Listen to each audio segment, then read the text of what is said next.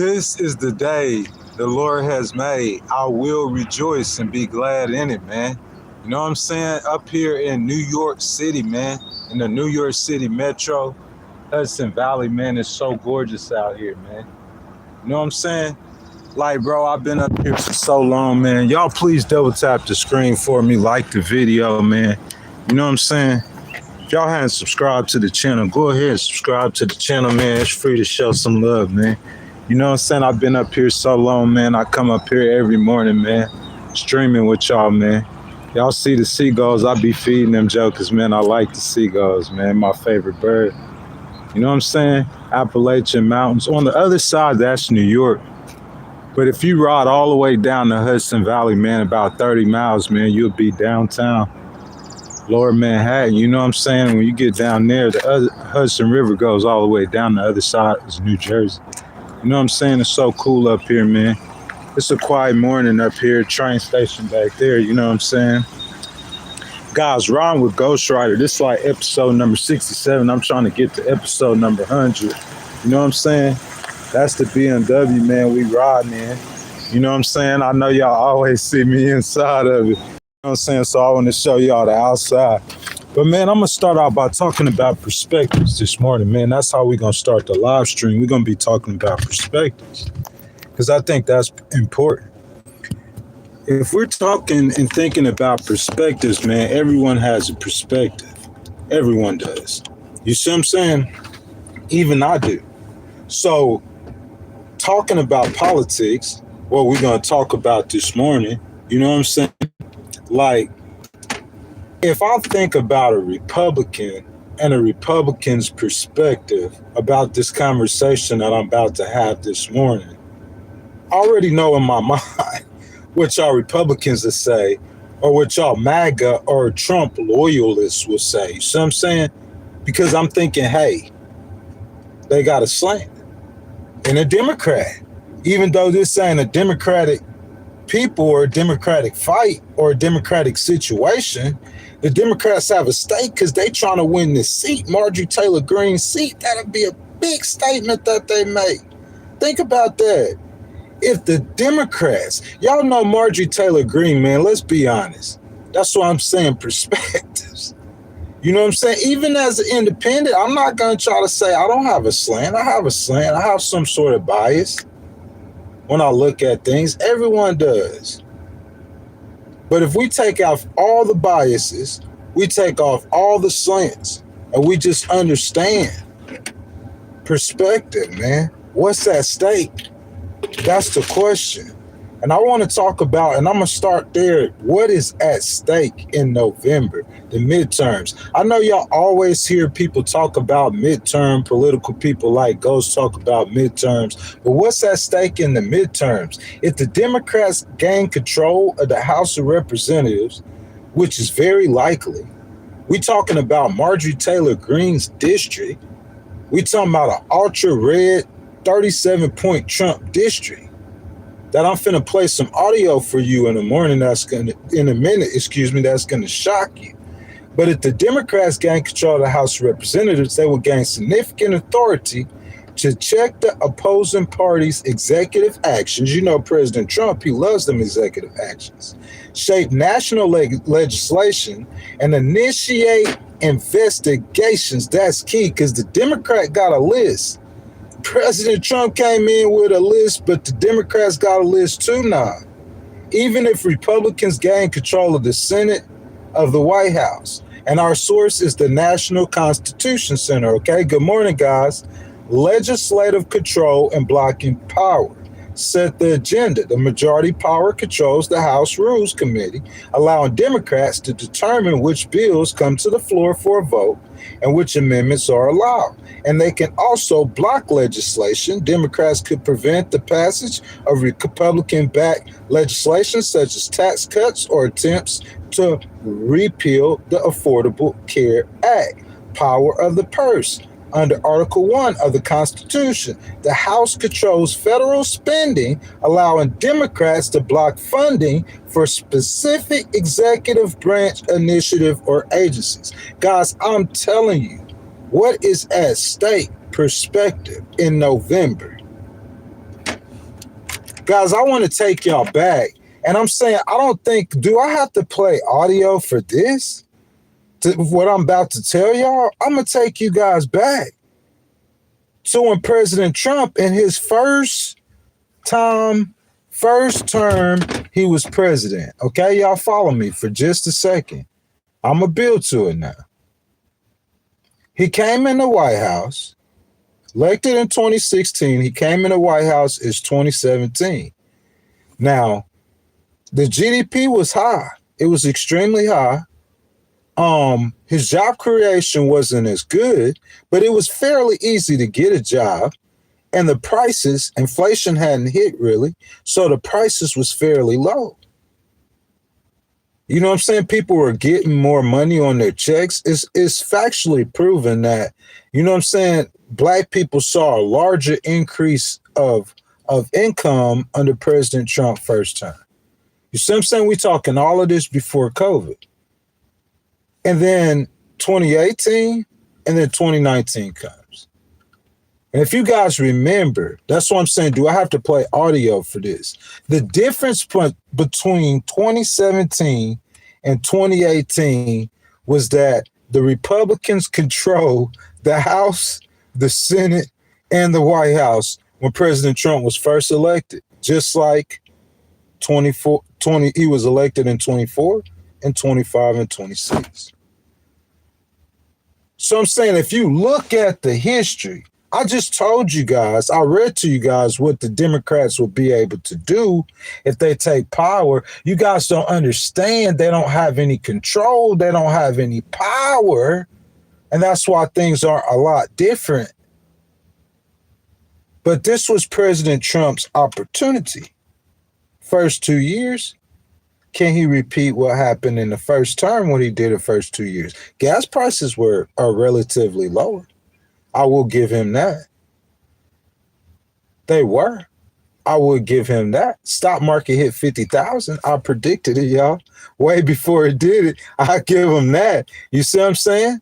Like, I mean, the GDP was relatively high. For a quarter, he hit 5.4. I don't care if it was for a quarter.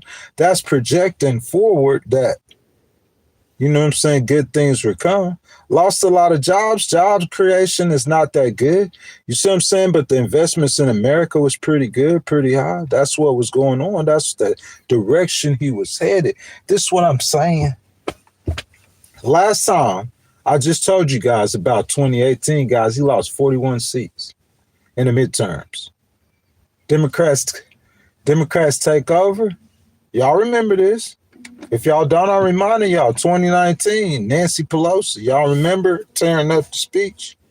Democrats take over. I mean, tearing up the speech at one of his State of the Unions. Democrats take over. That's when the 2 impeachments happen. That's when the chaos happened. That's when they get the power. That's what's at stake in these midterms. I'm trying to get y'all there and understand that's what's at stake. President Trump understand that's what's at stake. Listen, individual Republicans and the House of Representatives, their life is on the line. What we're about to talk about right now is we're about to talk about Marjorie Taylor Greene's seat. And in Marjorie Taylor Greene's seat, you see what I'm saying? I'm saying, like, it's up for grabs. But she retired, though. Yeah, it's up for grabs. The Democrats outvoted you. If the rules were whoever gets the most votes, wins the election, the Democrat would have won. But because neither one of the candidates hit 50%, you got to have a runoff. So there's a runoff in Marjorie Taylor Greene's district between the Democrat and the Republican, but the Democrat got more votes. That's astounding. In a district, President Trump won by 37 points. Voters in Marjorie Taylor Greene's district will have the final say who will represent them, because you say what you want to. We're not talking about ICE, are we? Do we got to bring it back up? Renee Good and Ellis Peretti? You ain't faced Judgment Day for that yet. No consequences, no accountability. You going to talk about a war? Because see how it started, the gas prices were low. What the gas prices looking like today? Oh, they slipped down 15 cents from up a whole dollar. What? The stock market lost all your gains? I'm saying that's where you said that's the state of the United States right now. Perspectives. Get out your perspective and get on your clear glasses looking, okay? Listen, if you want a propaganda channel, turn on Fox News. Fox News is a propaganda channel for I wouldn't say the United States, for the Republican Party and for President Trump. And I'm not hating on Fox News. I watch Fox News right now. I rock with him. I watch Shawn Hannity. That's his opinion, bro. It'd be funny. You see what I'm saying?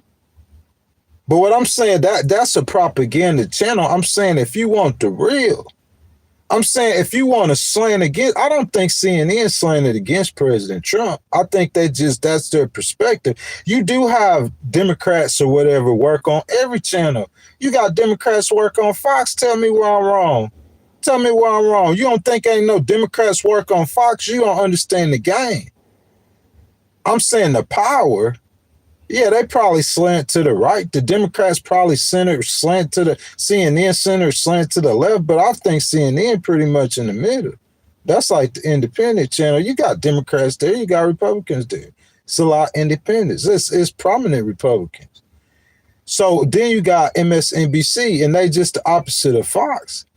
But I'm saying President Trump, that's all perspectives. But I'm saying if you want to get the truth, I'm going to give you the truth. I'm going to give you the straight truth. I'm going to try to take every slant and perspective off of it, and I'm going to just say it what it is, man.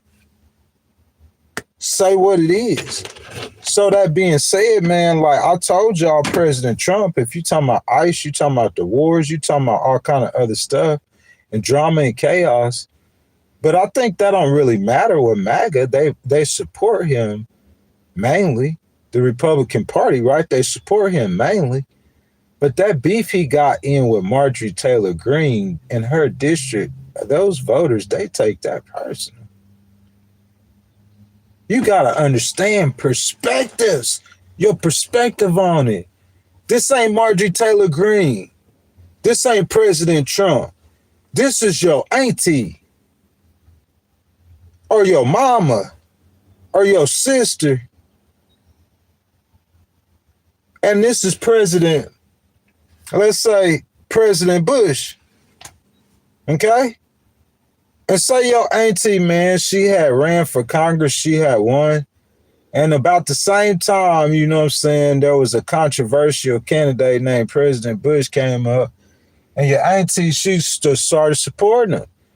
You know what I'm saying? She put her neck out there on the line for him. She took bullets for him. She spent millions of her dollars, millions of her own dollars. Wake up, guys. Listen, this is what I'm saying. I'm saying this, like, this, you got to get out your feelings, first of all. This ain't no hating on President Trump perspectives. This is what really happened. This is facts. I'm saying she took a lot of bullets. You see what I'm saying? Figuratively, in Congress, you know what I'm saying? A lot of high profile fights standing up for President Trump, investing her own money. I'm saying that, listen, forget the Epstein files, forget the other stuff that could have started causing the splinter between her and President Trump. We can talk about that on another live stream. I'm focusing really on the midterms. What I'm saying, here's the thing that gets me out of all of this stuff. If you go to President, listen, if I know President Trump, he must not know this. He must not know Marjorie Taylor Greene invested millions of her own dollars and getting him elected and staying at 10. Because I'm saying your thing is loyalty, unless it's a one-way street. Because with Ghost, man, if somebody did that for me, she say she want to run for Senate, I don't care if she gonna lose. It's a go immediately. You feel that?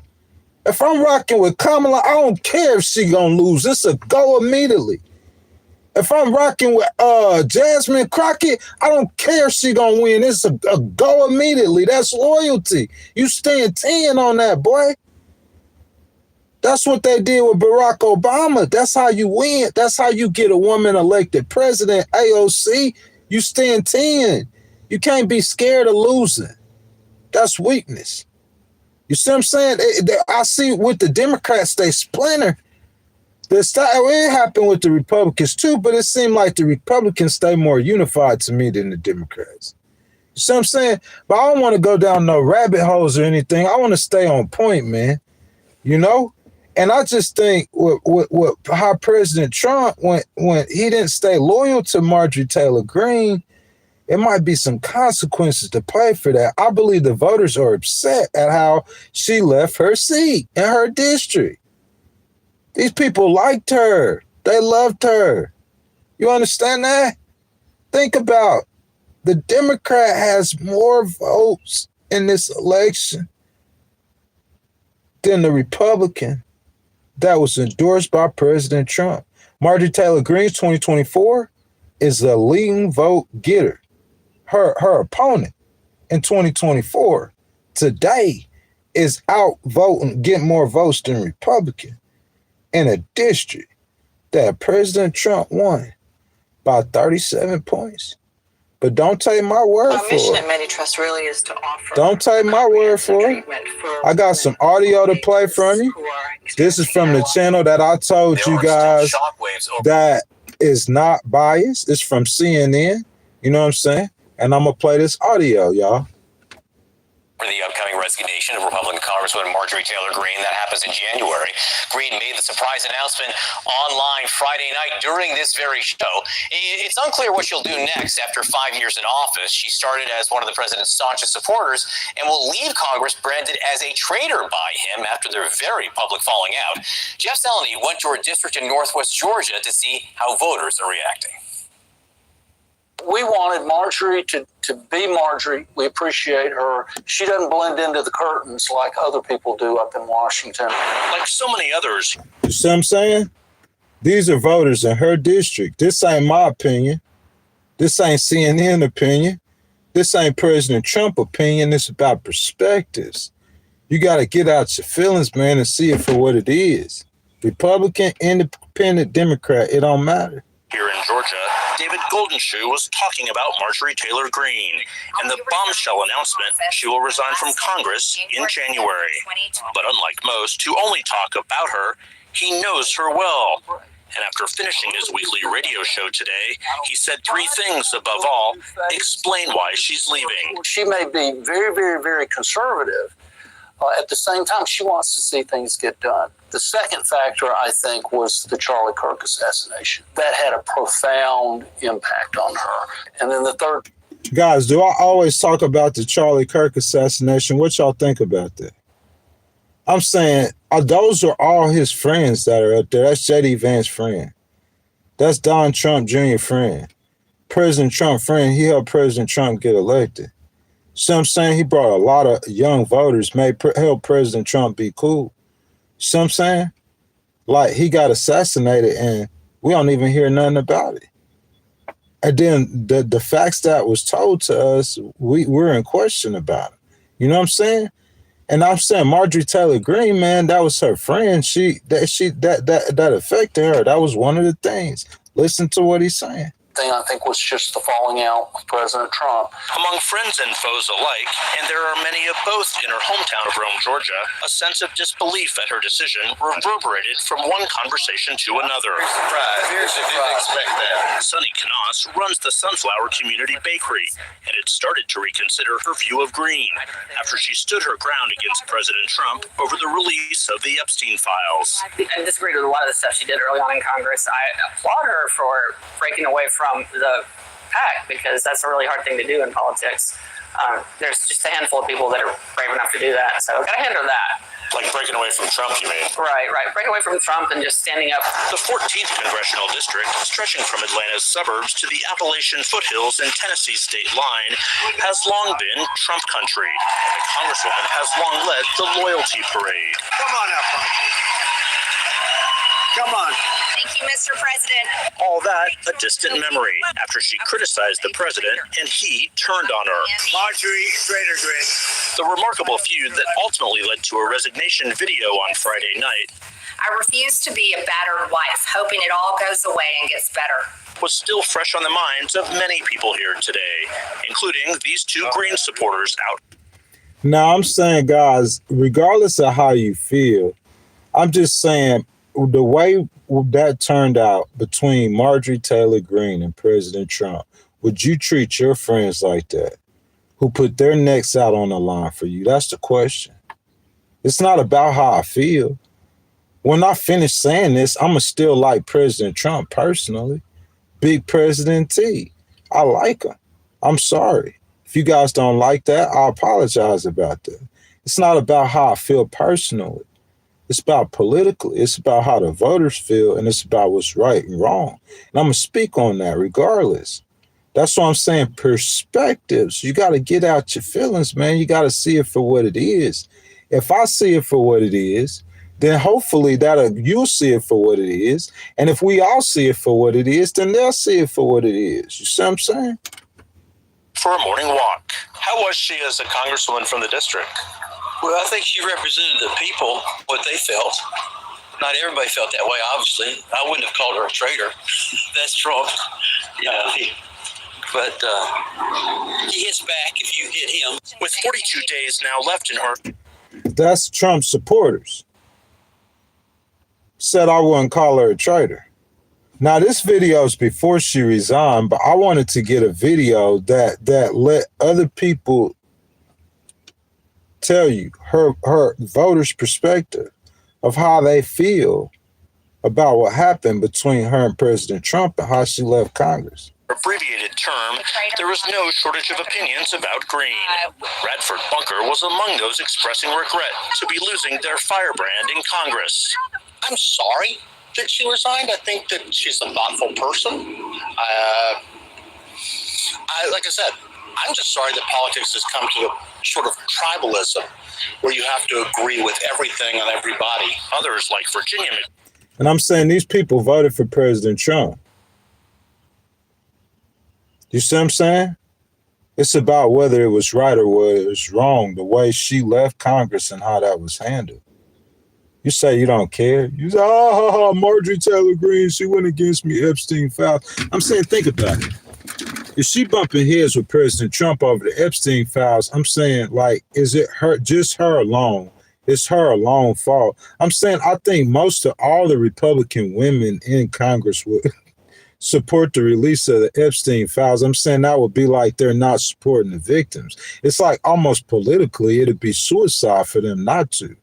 So she's like one of the most famous, if not the most famous Republican woman in Congress. So of course she's going to have the loudest voice. You got to have the wisdom to see that, or he needs to have advisors around him who have the wisdom to see that President Trump, I think it's a mistake, my brother, to do this to this woman. Not like that. I'm saying if you don't think she could win the Senate seat, me personally, I don't care if she could win the Senate seat. We'll pick up that seat somewhere else. It's about the realness and about the loyalty. You see what I'm saying? I'm saying she donated $7 million. I mean, I ain't gonna quote no number, but millions of dollars, man, to help me be elected and president. She been speaking up for me and all this, and I'm saying just like that,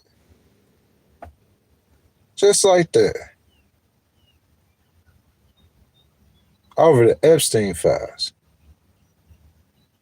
Do y'all think President Trump is guilty of anything in the Epstein files?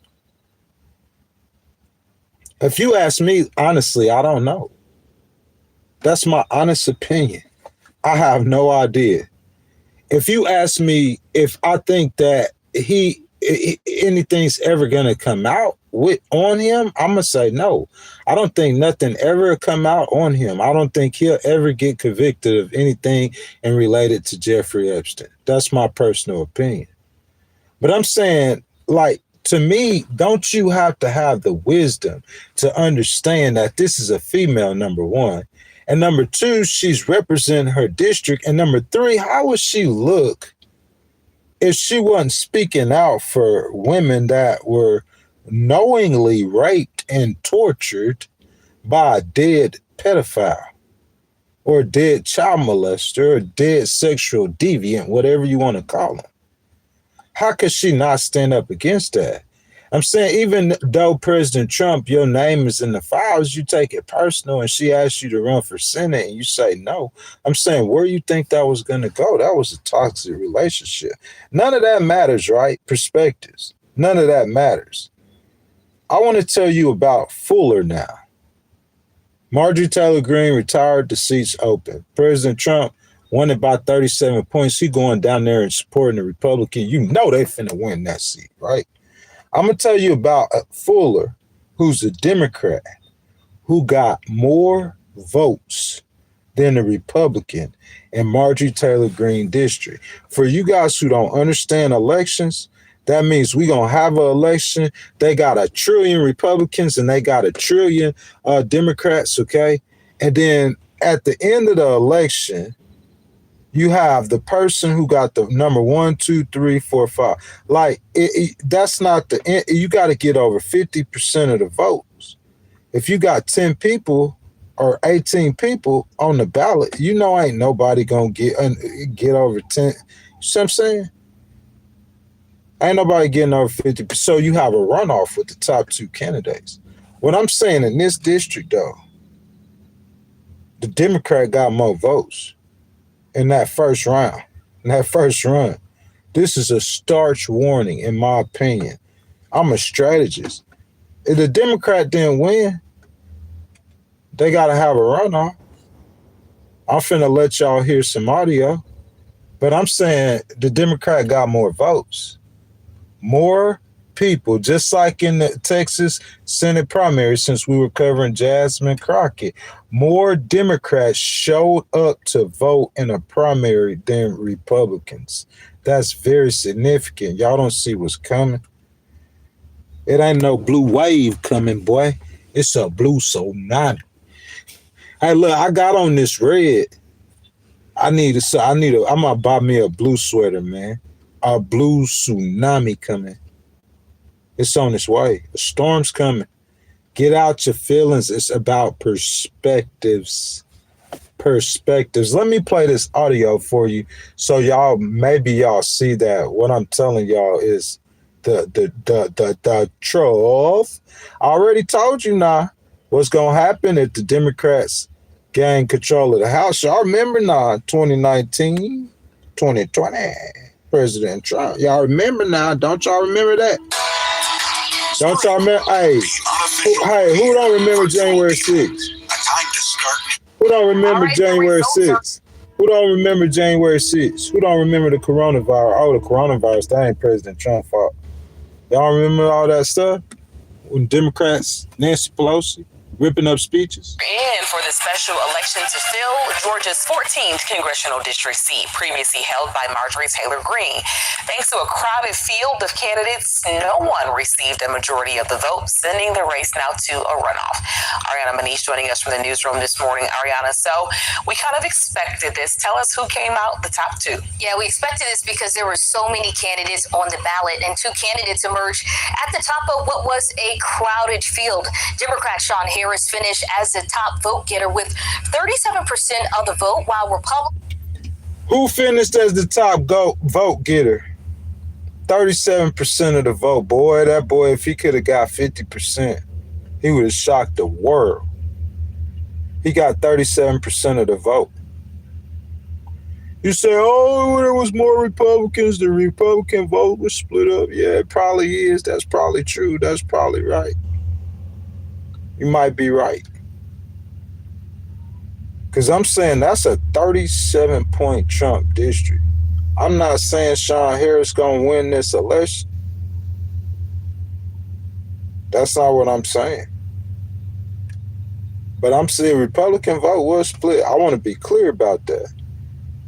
I'm saying Corey Fuller, he was the one that President Trump endorsed and supported. And he got more votes, like 3 times more votes than Colton Moore, the next closest Republican. And I guess if you say you put all the Republican vote together, it would equal more than the Democratic vote. but they weren't ran the election. The Democrat and the Republican going in a runoff. I'm saying if I was running that campaign and I seen you put all these candidates on the ballot and a Democrat and a Marjorie Taylor Greene district got 37% and the Republican, the one Trump supported, got 35%. 37 to 35, that's all I know. Let's keep listening to it, though. Hold on. Clay Fuller came in second with 34%. Fuller, a district attorney, entered this race with a big endorsement from President Trump. Harris, a retired Army general and cattle rancher, previously ran against Marjorie Taylor Greene in the 2024 general election, so he's not a political newcomer. So with this race now down to 2, both candidates are already making their case to voters ahead of that April 7th runoff. Well, I think you see with the results tonight, the voters support what President Trump is doing and endorsing our campaign. And I think the Republican Party is going to unite around us because they know that the Democrat is too dangerous. We can't have a Democrat representing Georgia 14. It would be a tragedy for our community. I think what you're going to see here real soon is people going to say, what I'm going to put beside this time party. I'm going to vote with what's best for my kids and grandkids. And that's why I have nothing but confidence tonight, and I have confidence tomorrow and the day after that more and more Democrats and Republicans and independents are going to come my way. Man, oh man, oh man. You heard what Mr. Harris said. Thank Mr. Harris for his service, man. You know what I'm saying? Retired Army. I think they said general, right? He said more and more Democrats and independents going to come his way. Look, Fuller got President Trump's endorsement. You know what I'm saying? So there are more Republican votes than Democratic votes. So you could automatically assume that. Ghost, you jump into conclusions. You getting too excited. That's why they're not talking about it. But the Democrats still got more votes, man, in that election. I mean, Fuller ran against Marjorie Taylor Greene. There's no way possible the Republicans, y'all could lose that seat. No way possible. That will be an utter embarrassment. Georgia 14, Marjorie Taylor Greene seat. You cannot lose that seat. And I'm saying, in my opinion, I'm not running Fuller's campaign, but I'm saying I would play the whole. To me, this wouldn't be about no Democrat or Republican. If I was Fuller, I would act like Marjorie Taylor Greene was my best friend. And I would play on how she left Congress. And I would attempt, that's would be my angle. If I'm saying if Harris comes within 10 points of winning this district, 10 points, this is a solid, super solid red district. I'm not saying the Democrat win. I'm not saying that. That's not what I'm saying at all. I'm not saying he's gonna win. I'm a strategist. You see what I'm saying? I understand that April 7th is the runoff. And it's going to be between Fuller, the Republican, endorsed by President Trump, and Harris, the Democrat. And I play audio. Y'all heard Fuller. He talked first. He got President Trump's endorsement. His campaign, he need the Republicans to coalesce around him because in the initial round of voting, he got less votes than the Democrat. That don't mean anything. The Republicans coalesce around him. There's more Republicans. I'm not sure. I didn't look at the numbers, the independents in that district. You see what I'm saying? So it's how they run the campaign. But Fuller should win that campaign. It should win that election, and he should win it handily. But boy, oh boy, oh boy, oh boy, the sweet revenge. The voters have the final say. That's what I'm trying to say. That's the message of the whole live stream, the whole story. The voters have the final say.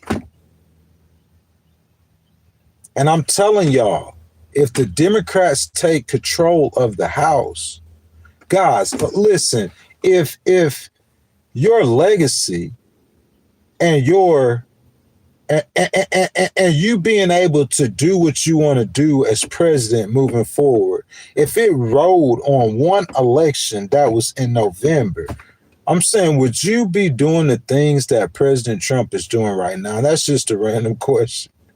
For anybody, for everybody.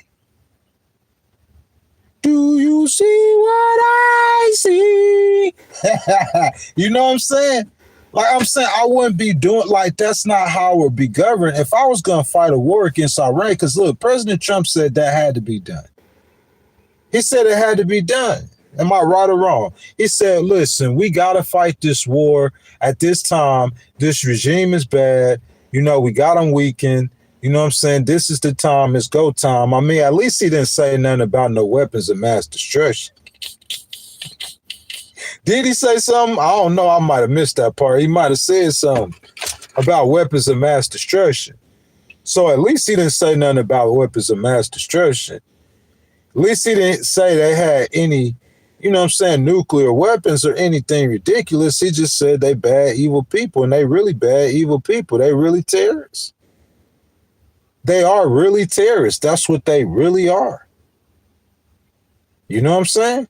But I'm saying if the elections, the voters, you think the voters care if Iranians have terrorists, their leaders are terrorists? You think the voters care? They ain't shot no missiles at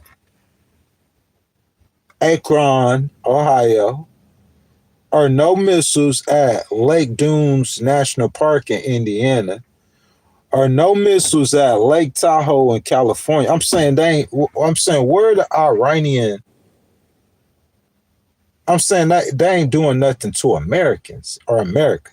So my question is, you think the average voter in Tampa cared that the Iranian Revolutionary Guard is a terrorist organization? Do you think the voters in America care? I don't think they care.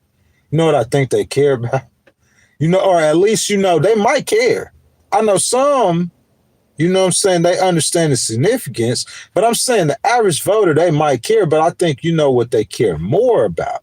I think they care more about the price of gasoline when they go to the gas station. You talking about this the same gallon of gas. And a week ago, I was paying $2.77 for this gallon of gas.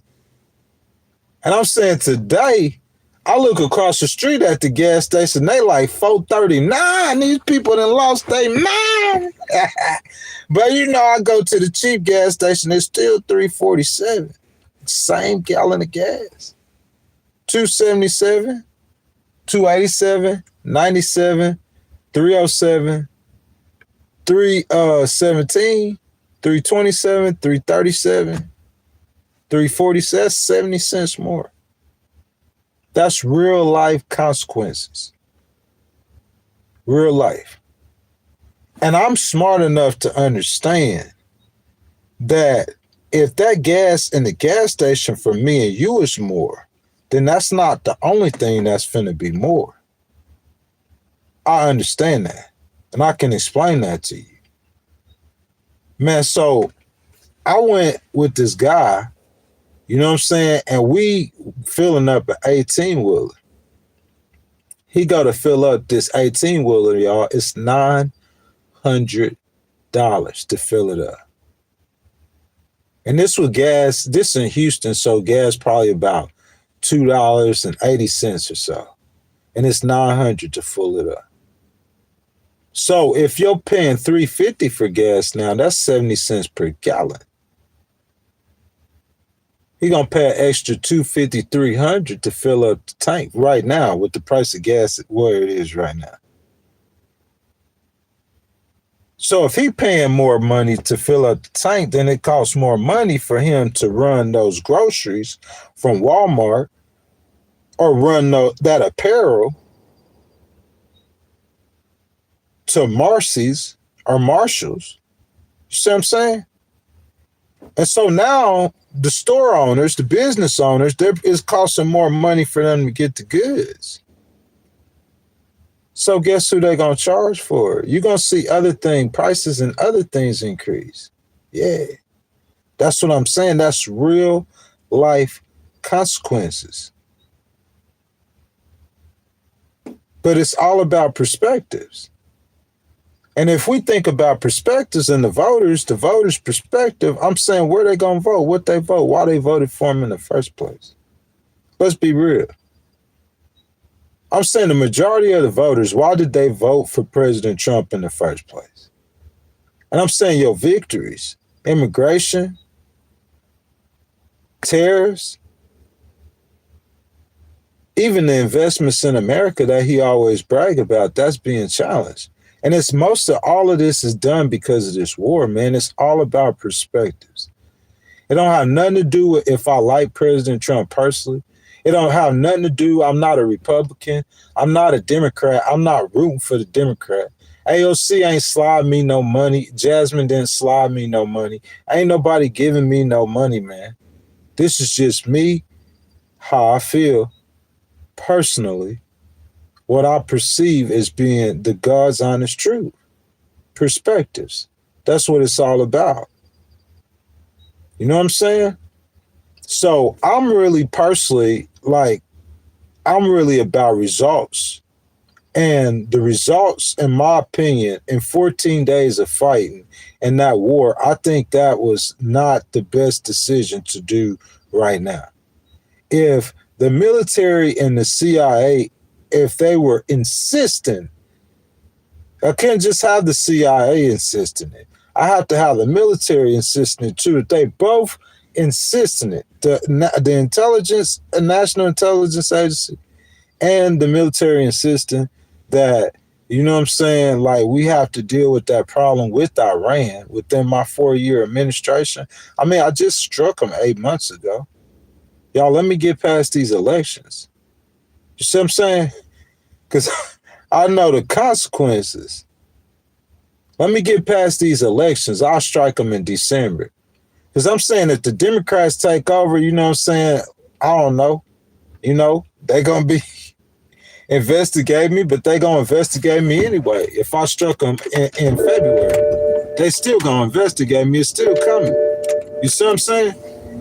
So that's just my opinion, man. I just feel like, and then, you know, from the get-go, I said, I don't believe you should be involved in a prolonged conflict with Iran.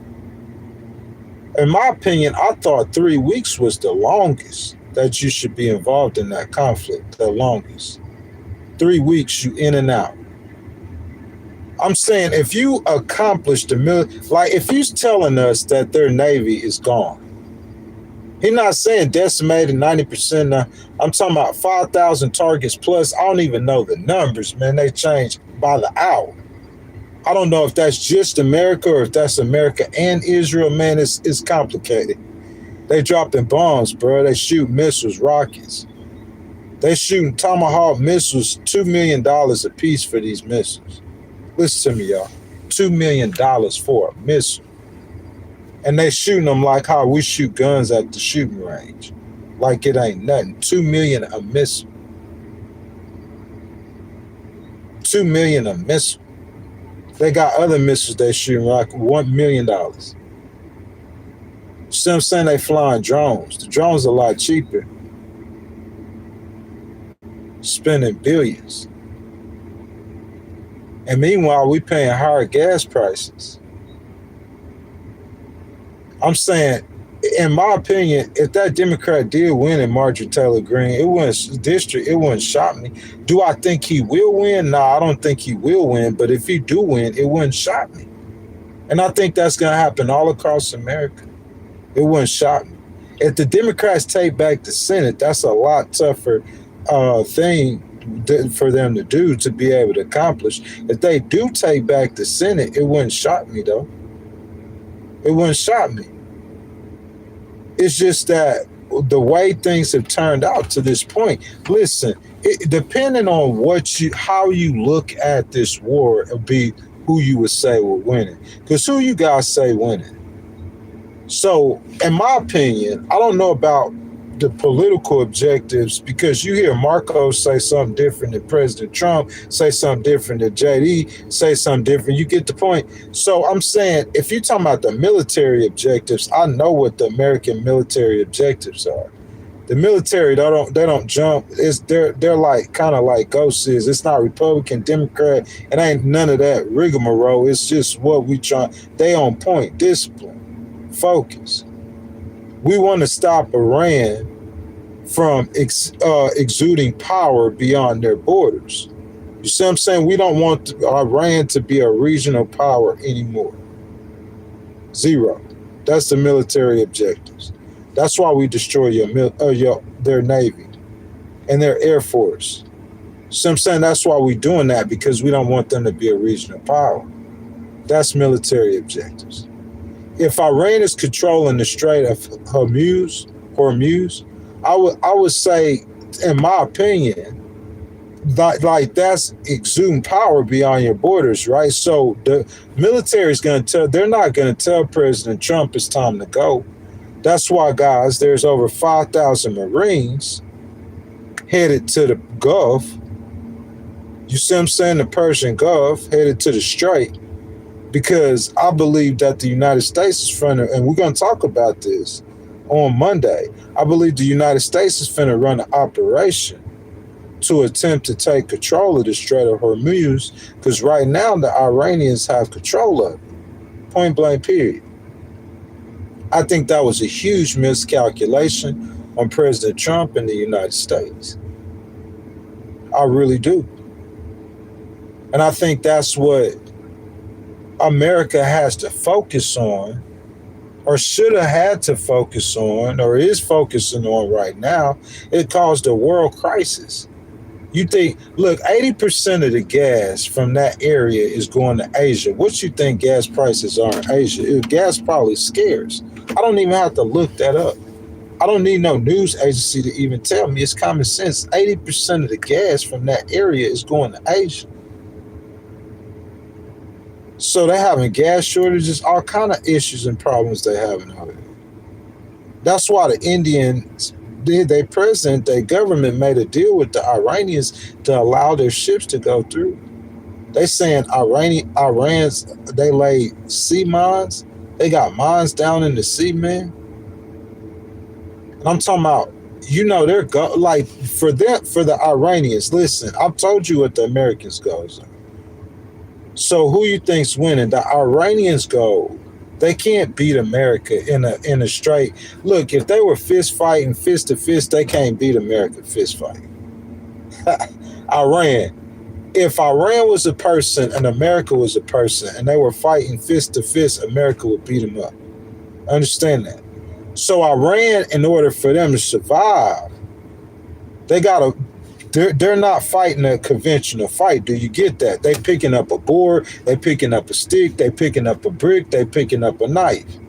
I don't think they got a gun. I don't think they got that much power. They just could prohibit slightly the complete beatdown. You understand that? In a fight. So Iran's objectives and the United States objectives are completely different objectives. They're two totally different things, perspectives. They're separate. You got to separate that. The Americans' objectives is in a conventional war. Thank you for the donation. If you guys want to donate to the channel, hit the button with the $sign in it. And I appreciate you guys' donations. The Americans' perspective is a conventional war. I'm going to stop them from causing problems with their neighbors. I'm talking about, that's the simplest terms that I could put it. Stop Iran from causing problems with their neighbors. Take away their power, take away their gun, take away their stick, take away their missiles, take away their drones, take away their ability to make the drones. Does that make sense? That's the Americans' objectives. Iran know that they can't stop America and Israel from doing that. So guess what they gonna do? What if you were in a fight with a dude bigger than you? I'm just trying to get some licks in. Does that make sense? I'm trying to break it down and put it to you in a different way so you can understand. I'm trying to get some licks in. And I wanna hit you in a way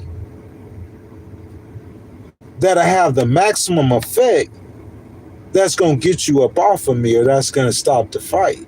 That's Iran's objective. I'm saying Israel and America is going to destroy everything. So Iran thinking that, you know what I'm saying, they want to stop them from destroying everything. They ain't trying to do that. They trying to survive. So however many thousands of drones we have in a secret stash, in a secret unit, and however many missiles and missile launchers we have in a secret stash in a secret unit, spread that around with Hezbollah. I believe Hamas is going to make a resurgence. It's a little harder for them. You know what I'm saying? BB killed like hundreds of thousands of them. You know what I'm saying? But I'm saying Iran and its proxies, their ability to stay alive and survive, but their objective is the same objective for once. I'm trying to use my legal words. From whence the Americans fought the war in the first place. Because Iran is the world's largest state sponsor of terrorism. So that's Iran's goal, is terror. That's it. It's that simple. That's their objective. Terror. Then we look upstairs. Someone asked me a beautiful question yesterday. I didn't see the importance of the question on the live stream. They asked me to define terrorists. What is a terrorist? And that, to me, that describes, if you're looking at America and Iran just in a fist fight, like, that's stupid. Like I'm saying, that's why I'm saying, Pete Hicks, y'all don't even have to go out there and talk like that. Like, the whole world is not looking at like Iran versus America. That's not no fair fight.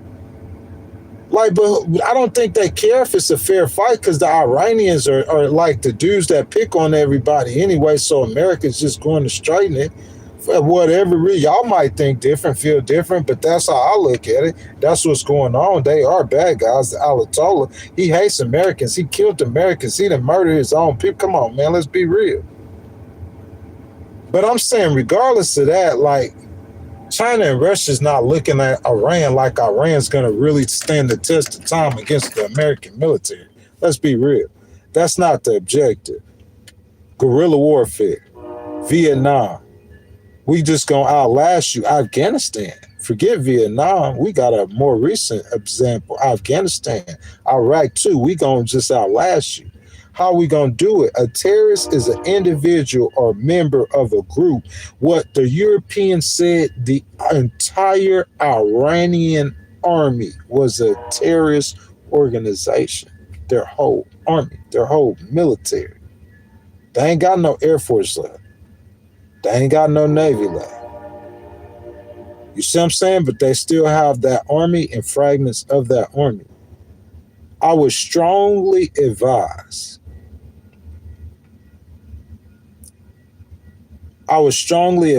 President Trump, you got those Marines that's on their way to the Strait of Hormuz.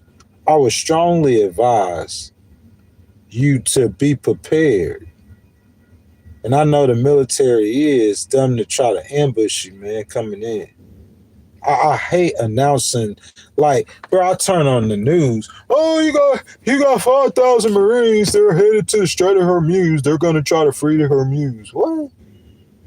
Why would you be putting that on the news? Why are you telling everybody that? You telling them they coming.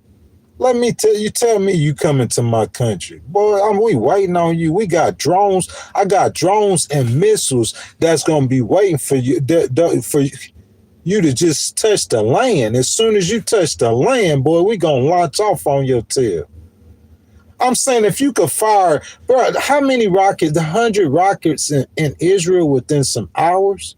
You done decimated everything they got, and they hit you with, hit you from Lebanon, they hitting you from the north, and they hitting you from Iran at the same time, pounding. You know, Israel's only the size of Maryland. And they sitting there pounding, so you hadn't taken everything from them, or their ability to inflict terror. Terror. An individual or member of a group who uses premeditated. You see why I said I wouldn't announce that we were coming, we were sending Marines? Because they're not trying to beat you. They can't beat you in a fist fight. It's like America has never got this concept.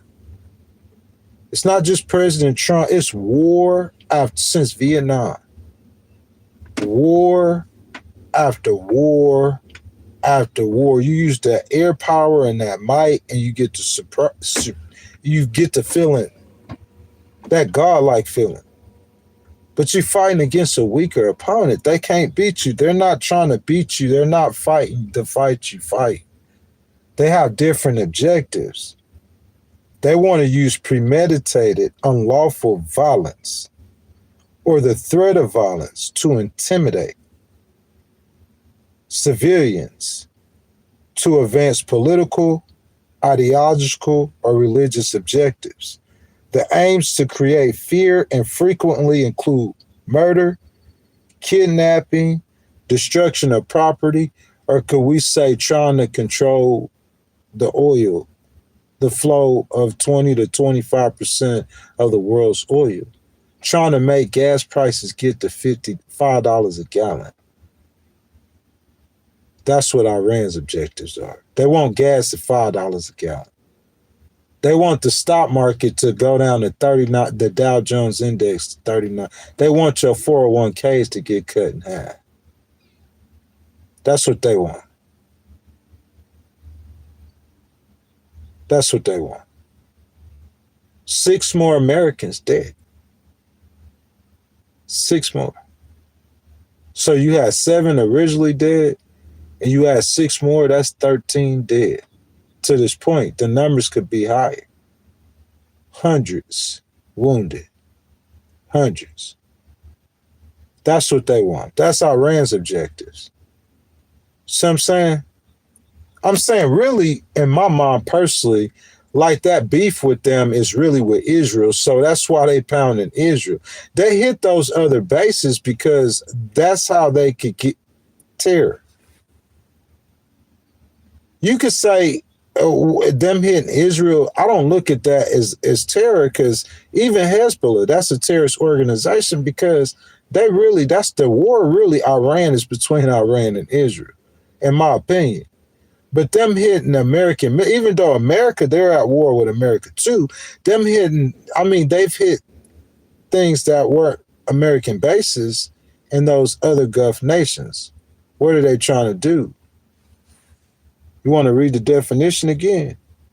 Terror. So I'm saying when you went over there, you know what you're going over there to fight. You know, am I right or wrong?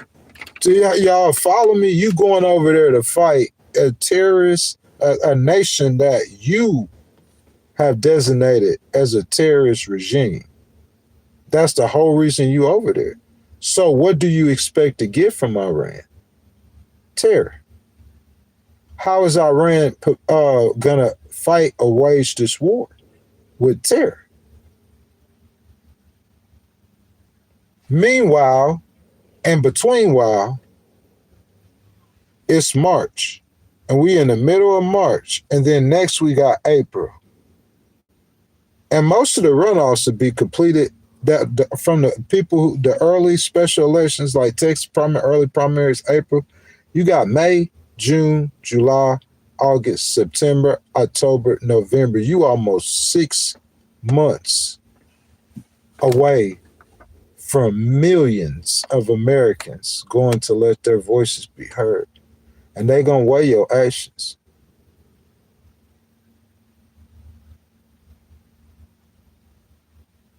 Perspectives. If you guys haven't liked the video, y'all double tap the video, subscribe to the channel. Make sure y'all hit that notification bell. Y'all let y'all voices be heard, man. Because it's you guys who gonna pick the next president. You guys are the ones who y'all are the boss. We make a friend. We make an enemy. Everyone hates us. We need to chill, stop fighting people. Man, I don't know, man. But what I'm saying is that what made the trade, that's kind of what I don't know, man. That's kind of what how I feel too. You see what I'm saying? But I'm saying, in my opinion, like, I don't want to be all. I'm kind of, you know what I'm saying? I understand the reason why President Trump did it. I'm just talking about the timing. My main thing is the timing of him doing it. And that's why I wanted to start with that seat in Georgia, just to give you a picture. You see what I'm saying? And you talking about this seat, that Marjorie Taylor Greene seat, that's a solid red seat, solid red. It shouldn't be no Democrats nowhere in the top 5. In my opinion, I don't care how many, because see, I know how those red seats are in Mississippi. I mean, you know what I'm saying? I've seen them Republicans and them kind of see, I know they replacing her, but sometimes you got a candidate like, let me see, down there in District 4, I think, in Mississippi, like the Republican in my district, sometimes they don't even have a Democratic challenger. You see what I'm saying? That's a solid red district. So I just want to, and then we've seen in the special elections across 2025, the Democrats flip how many? 25, 26, 27, 28 seats. The Republicans ain't flipped one. That means turn red to blue. The Republicans hadn't turned no blue seats to red in no special, you got to think about that. That means a whole lot. No, they hadn't turned not one blue seat to red, not one. See what I'm saying? It's a 3-hour live stream. That first hour, I try to be on point as best I can, but I'm saying, listen, a number slip. That's why I try not to give y'all precise numbers if I know I don't know. But I'm telling you, go find me one Democratic seat. Go find me one that went red since President Trump won that election. Find me one. See, that argument right there is solid, and that's what's gonna win the day. That I formulate those arguments. My facts, I could have errors, but what really counts is I get on that point and I hold that point, and you cannot beat that point. You have not turned one blue seat red. So President Trump said, "Oh, we turned how many counties red?" All that red you turned, that's as far as you hit. The Republicans hit a wall. Ain't nothing else going red. It's starting to triculate backwards. You're turning it back blue. How does it turn back blue? Does it have anything to do with President Trump's doing, y'all? Y'all let me know. If y'all had liked the video, double tap that screen for me, man. You know what I'm saying?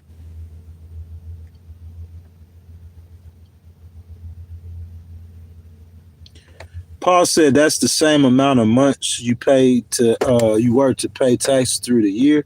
The rest of the year belongs to you. We don't have a revenue problem. We have a spending problem, and that is correct. Paul, that's why a lot of libertarians have joined with the Republican Party. Like Elon is a libertarian. I think J.D. Vance is a straight libertarian. Money Conversations, he out there talking the economy. While Marco and President Trump and Big Pete talking about the war, J.D. Vance talking about the economy. So I'm saying, like, that tech bro crowd culture, you know what I'm saying? Like, there's libertarians that are joined with the Republican Party, but the libertarians, that's what Rand Paul, spending problem. You spending $1 billion a day. The cost. That's not no pain that Iran is inflicting on you. That's pain you inflicting on yourself. The pain that Iran is actually inflicting on you, like killing 6 soldiers or 7 soldiers and wounding like 140, or like, you know what I'm saying? If you try to come on the Strait of Hormuz, I would imagine Iran's going to hit an American boat, at least one. If y'all stay with me and listen to me, I'm telling you, you're going to get a lot of profound information. before it happens. I can't do it. Listen, I put my mind in the mind of the enemy or the other person or whatever. That's why I could litigate good. That's how I get arguments good.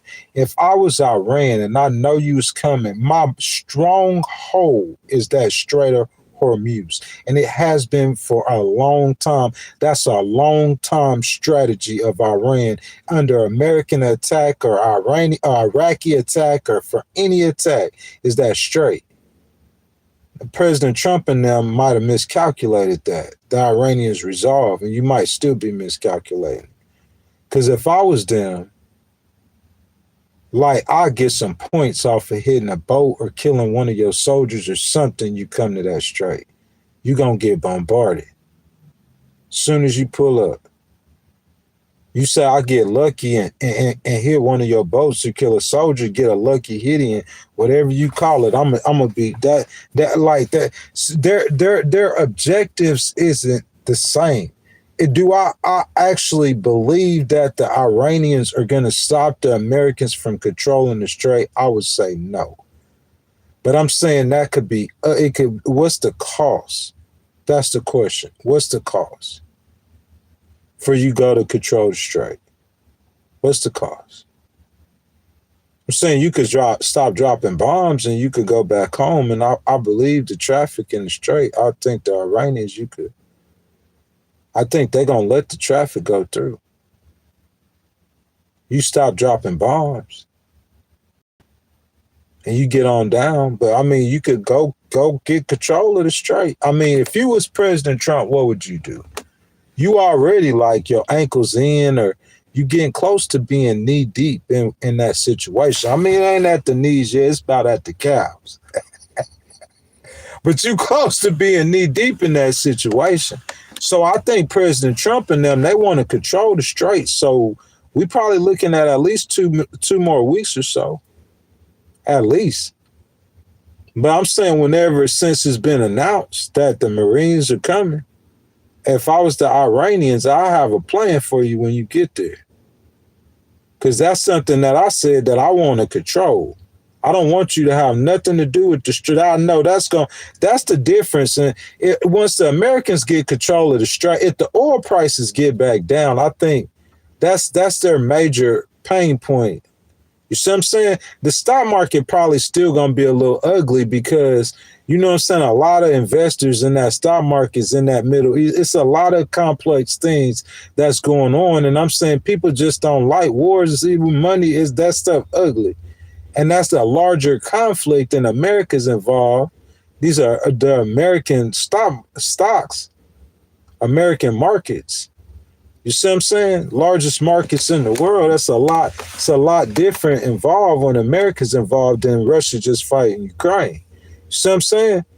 So, like, I mean, the stock market gonna still be like that, but he feel like he gonna get out of there probably within 2 months. That's how he feel. President Trump feel. But I'm saying, would you guys go try to control the Strait of Hormuz, or would you just withdraw? Stop spending, because you know if but I think the estimates. Let me not guess. Let's look this up because this might be profound, and it'll be completely accurate. Let's say how much has America spent on our Iran war?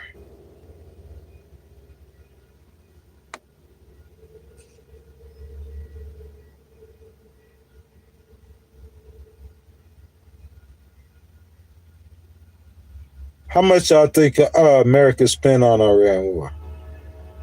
Somebody put it in the chat. How much y'all think America has spent so far on our Iran war? According to AI, what y'all think it is? What y'all think the number is? The AI, what y'all think?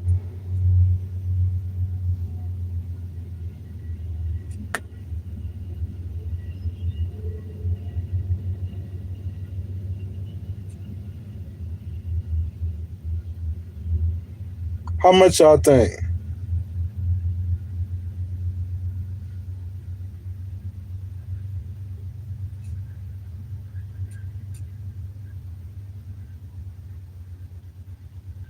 Oh, man, I see somebody down there in the chat. They got the right answer. 11 billion as of March 12th. And I'm saying right now, it is March the 14th. So them 2 days ago, 11 billion.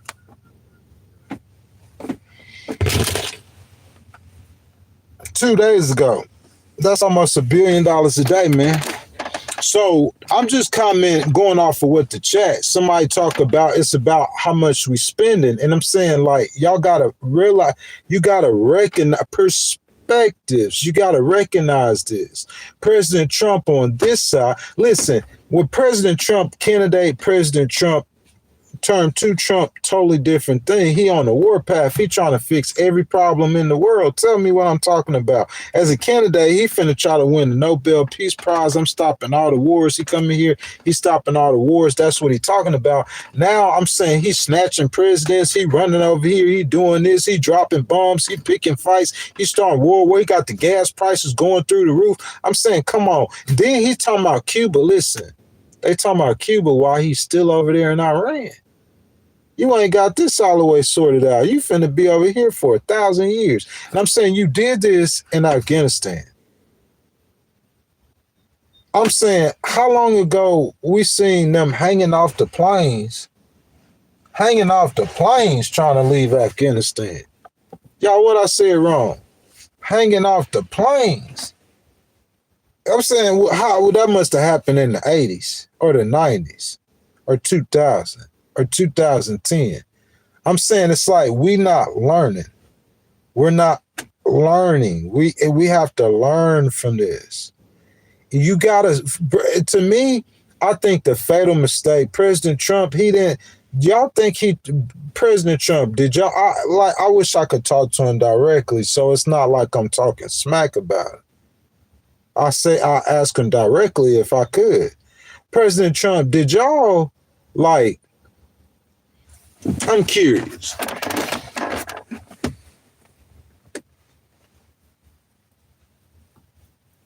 Cause I'm saying, like, do y'all feel like you try hard enough diplomatically?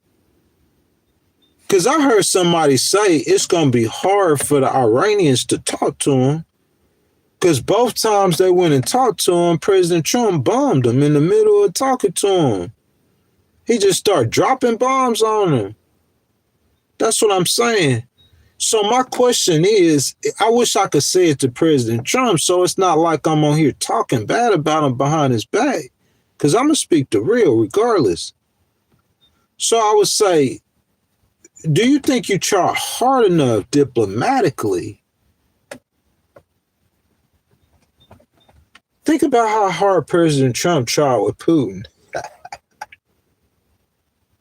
He brought Putin to the White House.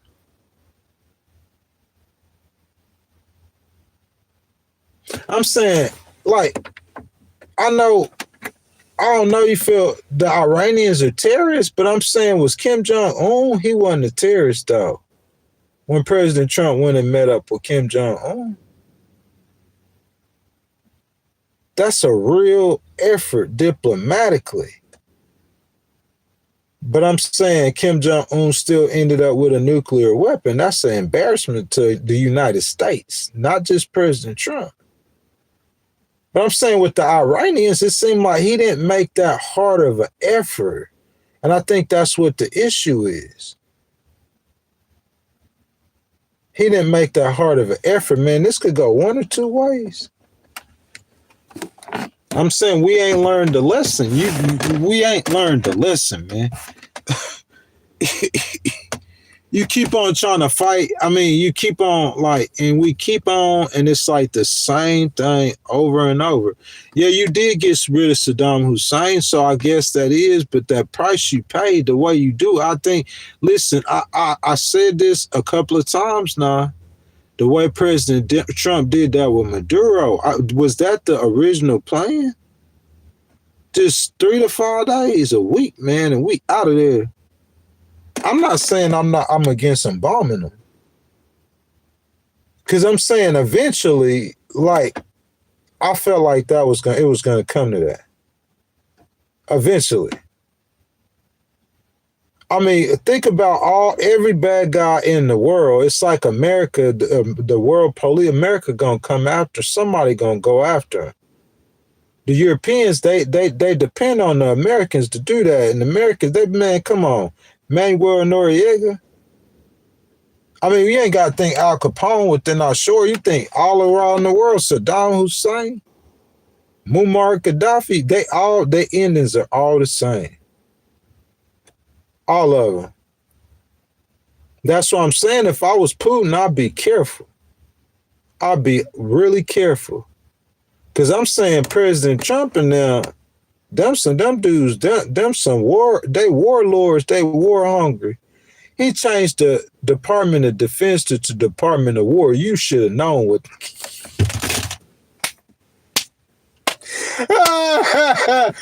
When he changed the name of the Department of Defense to the Department of War, we should have known what time it was.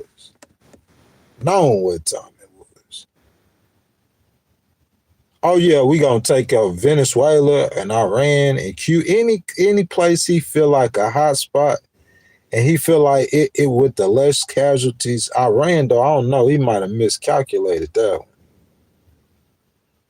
I think he thought it would be easier than what it really is. It's more complicated. I think one of them generals came to him and told him before he attacked that it was more complicated than you think it is now. It is, man. And at this point, I said, man, 21 days, that's the longest, but you might as well take that prediction and put that away, because President Trump and them, they going to go try to take that straight. So I can't see them ending this before April the 1st. I really don't. And it's been announced that they're going to try to take the straight. I don't think that's good. Guys, if y'all want to donate to the channel, man, hit that button with the $ in it. Your donations are much appreciated. I'm in here streaming with y'all on the Saturday, man. You know what I'm saying? Spending my time. We talking politics, letting our voice be heard, man. You know what I'm saying? If you want to donate, I will really, really appreciate it. NTZ Claus, what's up, baby?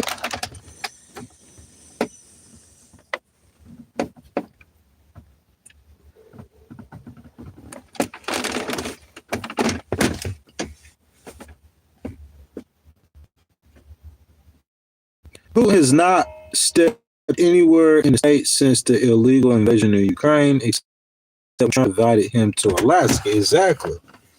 But this is what I'm saying. I'm saying I would be more diplomatic with the Iranians. If I was President Trump, I wouldn't have came more. He came too militaristic, or whatever the word is. Like I guess because look, he got a good relationship with Bibi. You know what I'm saying? Tucker and you know what I'm saying? And Ted Cruz, they, you know, Tucker, he bumped heads with a few people. There's differing opinions about Israel and America's role and how America deals and handles Israel. And Ted Cruz and Tucker Carlson is one of the biggest voices. But the younger MAGA, they have questions about America's relationship with Israel. So I was listening to Tucker, and Tucker just has questions about some things. And I heard Senator Cruz, he said that Tucker's not a Christian. I think that's inappropriate, man. I don't think that's what, you know what I'm saying, Jesus would want us. Like, how would you question me saying Christ is king ever? How would you ever question me saying Christ is king if you were a Christian? I want to see. I think I have that on here. I want to play this, man, because I thought this was really interesting, man. I want to play something for you. It's not that long. CBN. Y'all listen to this. Obviously about Tucker Carlson. He's been outspoken about you for sure. Look, you say you're going to take him on directly. I want to know what that looks like specifically. But more than that, you're calling out Republicans overall to say, hey, it's time. Say his name. Let me ask you a bit of an uncomfortable question. J.D. Vance is good friends with Tucker Carlson. I get the friendship part of it. But he has not talked about this. Do you think he should? Look, everyone's going to have to decide where they stand. I believe, Ronald Reagan in 1964 gave a very famous speech, A Time for Choosing. And I think this is a time for choosing. And is silence complicity? I will say a decade ago, It's Ted Cruz. when anti-Semitism began rising in the left, the Democrat He's saying Tucker Carlson is anti-Semitic. Listen to it. leadership did nothing. They looked the other way. And it's consumed their party. I mean, there is a very real pro-Hamas contingent in the Democrat Party. Pro-Hamas contingent. Hamas is a terrorist organization. In the last year and a half, I have seen more anti-Semitism on the right than at any point in my life. Come on. And it is dangerous. Come on. And it risks consuming our party. I don't want us to make the same mistake Democrat leaders made a decade ago, of just to look the other way and to be silent.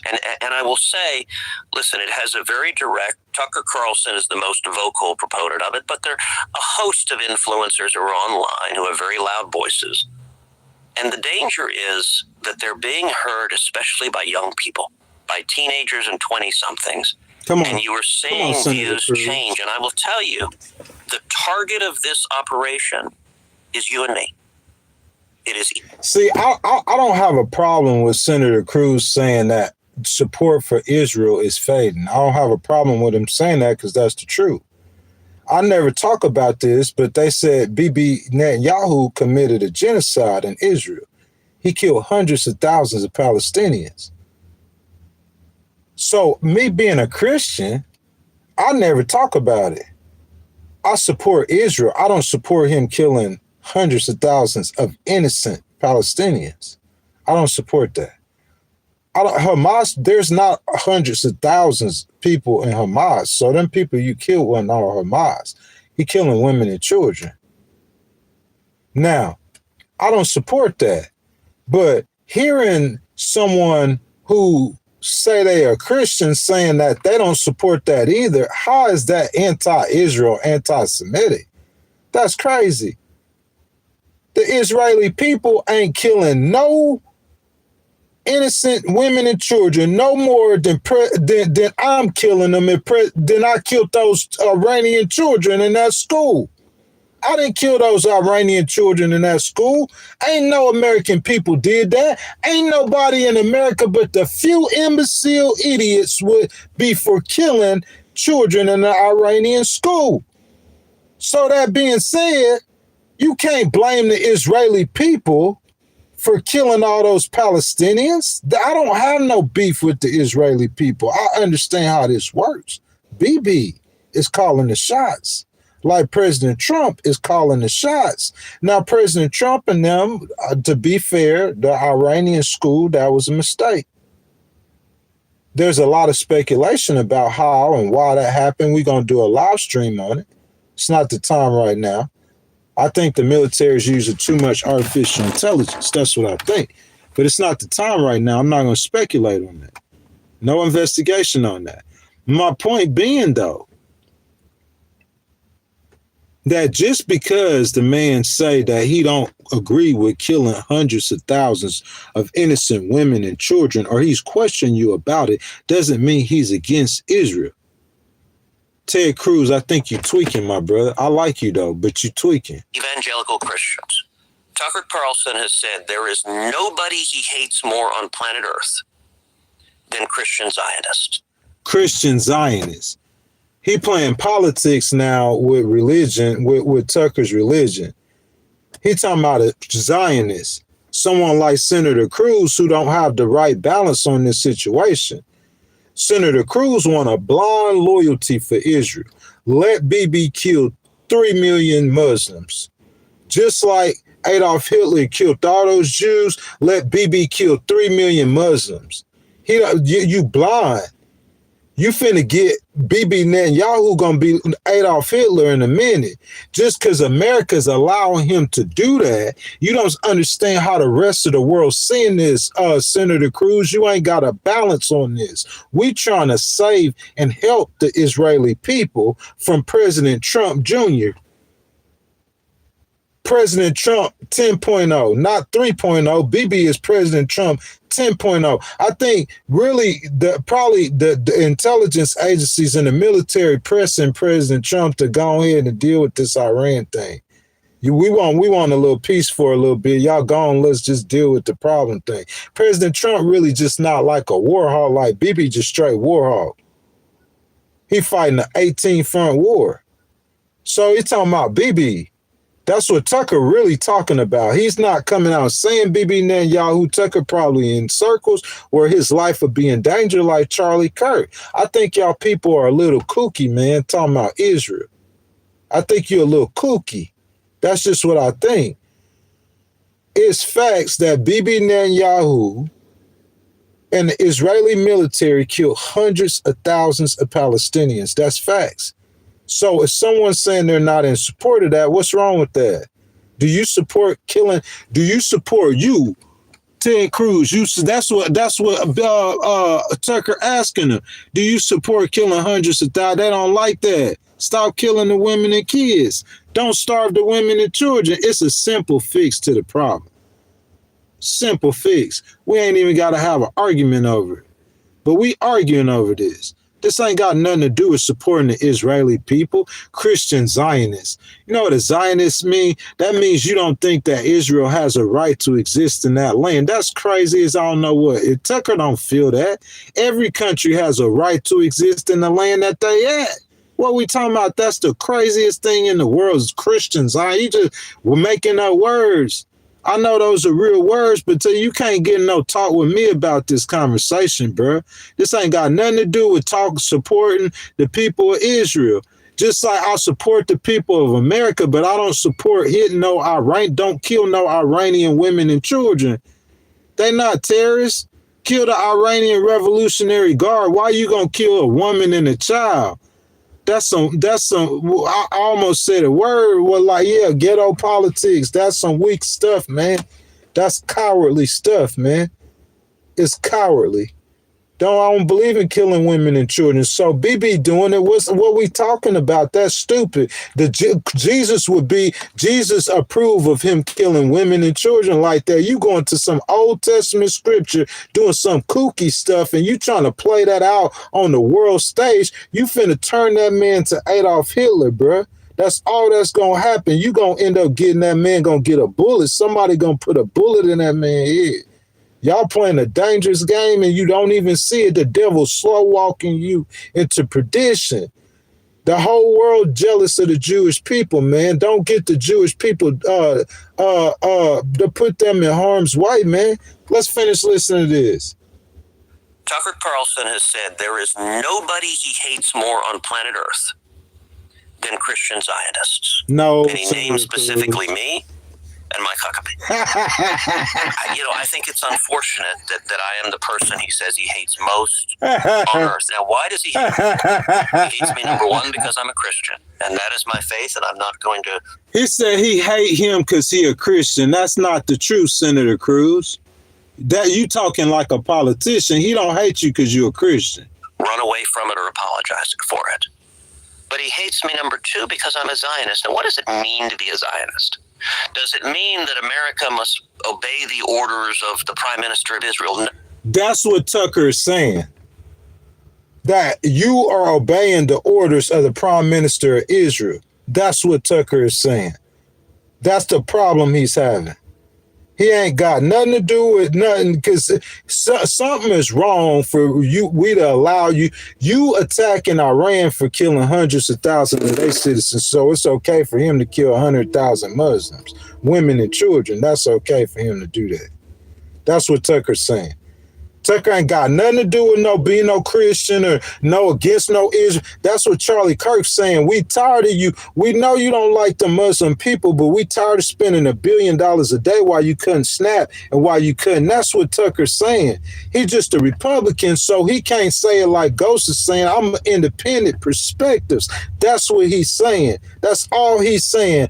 What Candace is saying. That's what Nick Fuentes, old racist trash butt, saying. That's what Charlie Kirk, little racist self, was saying, but he was telling them right. That's what they saying. That's what Megyn Kelly saying. That's what Marjorie Taylor Greene saying. That's what Elon Musk want to say but ain't saying. Put a mic in front of his mouth. That's what Joe Rogan's saying. That's what JD Vance want to say but ain't saying. That's why he out there talking about the economy. That's your Republican Party. That's what they saying. That's what they saying, bro. You got that wrong. They're not talking about we don't support Israel. We not for Israel. We saying why you allow this man to kill hundreds of thousands of people. Why you sit there and watch him do that? That's what we asking. Because if we don't start asking the question, he gonna end up killing 1 million of them. Tucker's saying that Tucker went over there. He got relationships with Qataris and Muslims.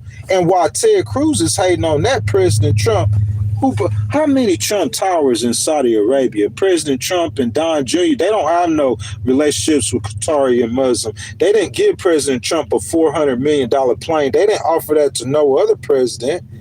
So they don't have no President Trump don't have, but it's a problem that Tucker does. So Tucker knows, and Tucker's talking about BB and the possibility of using an atomic weapon. He didn't kill 200,000. Why wouldn't I believe that, even if that's a rumor? I'm saying we got a good grip on that. This ain't got nothing to do with the people of Israel. Just like when Renee Good got shot, that ain't got nothing to do with the people of America, the people of Minnesota, the people of nobody. That's got something to do with that officer who have enough training and experience. But him calling her an F&B after he shot her, that's got something to do with the intent of that officer when he pulling that trigger. That's all that's got something to do with. That ain't got nothing to do with the other officer on the other side, the other officer on the other side. In my opinion, it really ain't got nothing to do with ex-secretary Nome. Besides them giving them the policy, that officer made that decision to pull that trigger against Renee Good. That's what that got something to do with. That ain't got nothing to do with the American people, the people of Minnesota, none of that. It ain't got nothing to do with none of that. That's what I'm trying to tell you. So what BB killing all those Muslims, that ain't got nothing to do with one person in the nation of Israel. That's got something to do with Bibi Netanyahu and the Israeli government. And I'm saying, say I'm going to be like just a brainwashed, I got to support the nation of Israel. I don't care if Bibi drop a nuclear bomb on them. I got to support the nation of Israel. I got to support the nation of Israel. Say I just want to be a blind retard. You feel me? And say the blind retard and just let Bibi kill 1 million Muslims. Just like all those people walked up out. Oh, bro, you should have seen it. That man was up here in New York at the United Nations. When he got up there to speak, the whole entire world walked out. That's why President Trump, Ghost did a live stream time to make the call. President Trump made the call like the next day, the day after. The American people, the American public, for the first time ever looked at polls, their opinion of the Israeli people was changing. Thanks to Bibi Netanyahu, who, by the way, is from Europe, and by the way, is not a religious man. Facts, facts, and facts. Perspectives. This ain't got nothing to do with the people of Israel. Ted Cruz said something. He got offended because people say Christ is king. Because that offends the Jews. You know what I'm saying? Remember, Jesus was saying king of the Jews? And they was mocking them and scorning when they were killing them and beating them, the Roman soldiers. And the Jews set them up to go get killed by the Roman soldiers, the God that you supposed to pray to, Ted Cruz. You saying you a Christian. Yeah, so when I say Christ is king, it offend the Jews, and Ted Cruz got a problem with that. Boy, I push your wig back. You ain't no Christian. You got the wrong understanding. Yo, that's why he being political, saying Tucker ain't a Christian and all this. That he got the wrong understanding. His love for Israel is a political love. It's not a biblical love. I have a biblical love for him. Because I know in my Bible, the battle Armageddon, it said the nation of Israel gonna be surrounded. So with Ted Cruz, with your philosophy, you just helping it get surrounded. I'm trying to help Israel from not being surrounded, idiot. If I could control it, not in my lifetime, we don't want Israel to get surrounded. This is how you get them for being surrounded. BB puffed up in the head. He trying to fight. BB just look what he doing over there. When Joe Biden he looked at Joe Biden, he was like, this old dude. That all of them did. This man, he incompetent. He falling down the stairs. He got cancer and stuff, man. What? Oh yeah, I'm finna go ahead and get on down and get crunked up. And then when the election came up and he saw President Trump in the wings and he had a chance to win, oh my goodness. But President Trump, he talking this no war and this peace stuff. And then the assassination attempt happened. Oh. So here we go. When Israel when America went to bomb Iran, Charlie Kirk went up to the White House and he was like, nah, you got to think Charlie Kirk is Candace's friend. He Tucker friend. He Marjorie Taylor Greene friend. He JD Vance friend. He all their friends. They don't believe in the war. They don't want to do all that fight. They don't want to go to war with Israel. That's how they feel. Because you're spending $1 billion a day. That's how they feel. That don't mean that they anti-Christian or they not Christians. That's crazy. You got a problem. You ain't got no balance.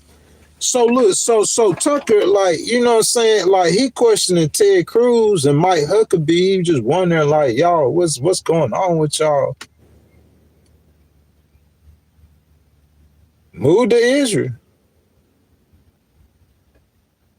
If you don't want to say Christ King, convert to Judaism and move to Israel. Christ is King, boy. Period. They don't even believe Jesus. They don't believe Jesus is God. Yeah, I support the nation of Israel, but does meaning supporting the nation of Israel mean that I gotta, you know what I'm saying, believe what they believe? I can't say, you know what I'm saying, because but they gonna be praying to a false God. I'm not walking with them. I'm in the light. Jesus is the light. I got the light in the truth. Christ is King. Yeah, we support Israel. The Bible say that in the Old Testament, you know what I'm saying? God bless them, bless that Old Testament. Yeah, so we going to support Israel, but I'm not supporting BB killing hundreds of thousands of women and children. You smoking that good crack. Where you get what them boys smoke that fentanyl? Where you get that fentanyl from, boy? Where you getting that fentanyl from? That boy got that good fentanyl. Bro, what you gonna end up doing, you gonna make Bibi Netanyahu into Adolf Hitler. It's gonna happen and you don't even see it happening. I hope when they build that temple, Bibi don't try to go up. If y'all see Bibi trying to go up in that temple, you already. But here, that old dude, I think you're gonna have somebody more charismatic, man. But I'm saying, yeah, man, Ted Cruz, I think you out of pocket. That's my opinion. Do I agree everything with what Tucker's saying? No, I don't all the way agree with what he's saying, but I can't say he not a Christian because he's questioning you killing hundreds of thousands of women and children.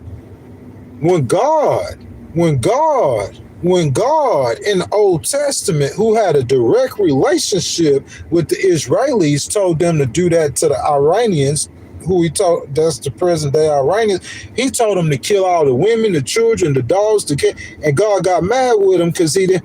But I'm saying like that was back in those days. That's not today, bro. This dude done lost his mind. He over there trying to extinguish the Palestine. He trying to kill all Muslims. BBJ is trying to kill every Muslim. Man, what? This boy over here, he bro, I'm talking about they get them drugs, bro. Boy over there doing them drugs. Real talk. Oh, 60, 70 about over there snorting them I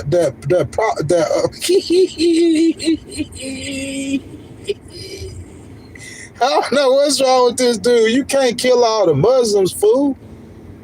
The world gonna end up getting you. They gonna end up getting you, bro. I promise you. I'm saying he gonna, like, listen. The Ayatollah is a bad guy because he killed a bunch of people. He's a threat to humanity. That I'm breaking it down for you in a way, more primitive terms. He's a threat to humanity. That's like a subconscious thought with us. That's why we think these bad guys kill a lot of human threats to humanity. We got to get them. What I'm saying, so BB, in the process of you getting a bad guy who a threat to humanity, you can't kill a lot of humans because you become a bad guy too. Now, BB, you gonna be a bad guy. While you trying to get rid of the bad guys, BB, don't become a bad guy trying to get rid of the bad guys. That's all Tucker's saying. That's it. He don't want to spend $1 billion a day fighting the war. I said I felt different, like how Charlie Kirk, President Trump, he went in there and bombed them, got up out of there, so everybody could still be happy. And we protecting you, President Trump. We speaking up for you and everything. But I'm saying you going in here now, you trying to go up and make Afghanistan too. You got people going with, they're putting their boots on the ground. Yeah, that's what's happening. Boots on the ground. That's what's coming. We got to get this straight. Oh, you do? If them gas prices went down 15 cents, as soon as you get up in that straight, they going to stay going right back up. And I'm talking about like the clock ticking. I'm saying when you snatch Maduro, America ain't feel nothing. You bomb Iran a day, America ain't feel nothing. You a day, 2 days, 3 days, 5 days, 7 days, 2 weeks, 3 weeks. After 3 weeks, man, it's starting to sit on them. What's going on? The gas ain't going down now. They scratching the back of their head. It's starting to sit on them. See, you here too long. It's too long. That's what I try to tell you. You think a prolonged conflict, 3-4 months? Nah, you got to be way less than 3-4 months. You shouldn't even touch 30 days doing no crazy stuff like this. You jumping out the window, committing suicide. Ain't nobody gonna tell you. I'm gonna tell you like it need to be told, bro. You doing there, you creating affordability during the affordability crisis. Look, with the tariffs, they just rebuked you. They went to court, sued you. The judge told you to get the money back. You said, okay, I'm gonna put new tariffs on it, so they're gonna sue you again. We're gonna see how that's gonna turn out. Got sued again. We're gonna see how that's gonna turn out. But I'm saying with the oil, with Iran, though, like that's the victory that you had got wiped away.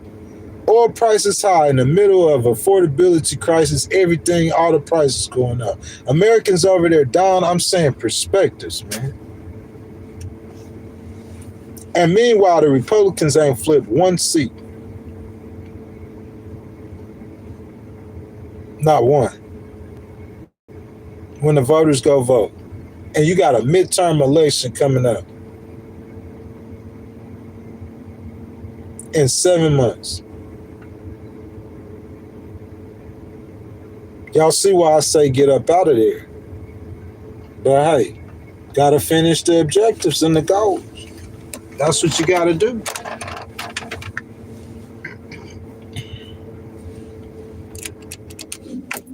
Ain't that what we gotta do, y'all? God is the same today, yesterday, as he will tomorrow. How could you tell someone wasn't in the military? Make it safe for Donald Trump. God didn't change. To be in the favor of the Lord, follow his commandments. That's true. God uses men to get rid of bad gods. You saying God is bad? No, I'm not. I'm saying y'all just making up stuff that y'all want to make up. Yeah, God do. So the bad guy's gone. What are we talking about? You gonna beat me in the argument? The bad guy is gone.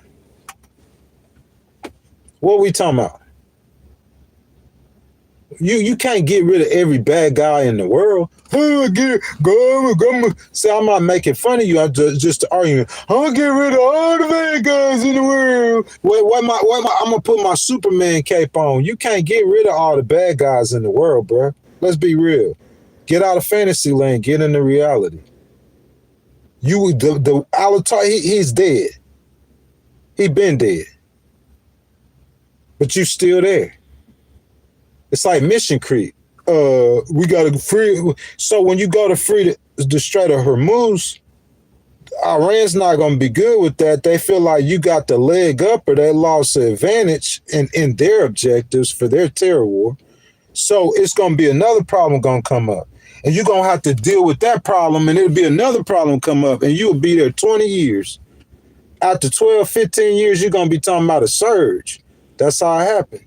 Little by little, drawn in. Boots on the ground now. What are we talking about? What's that got to do with God getting rid of bad guys?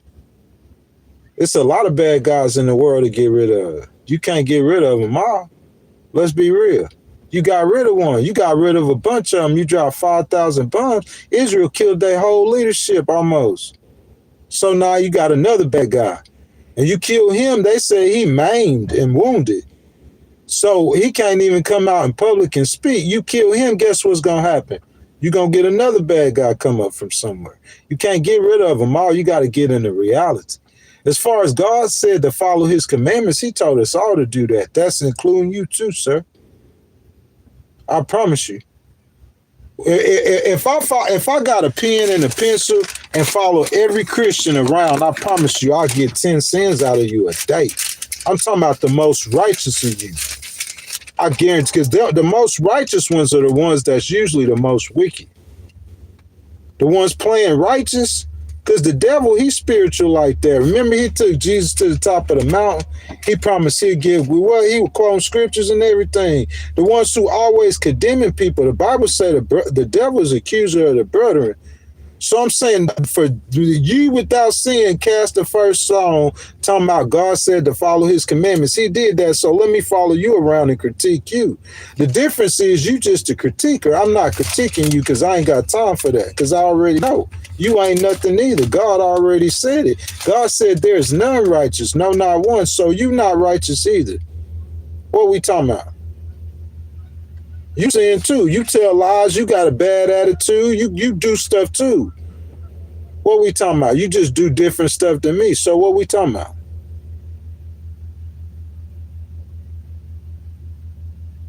What we talking about?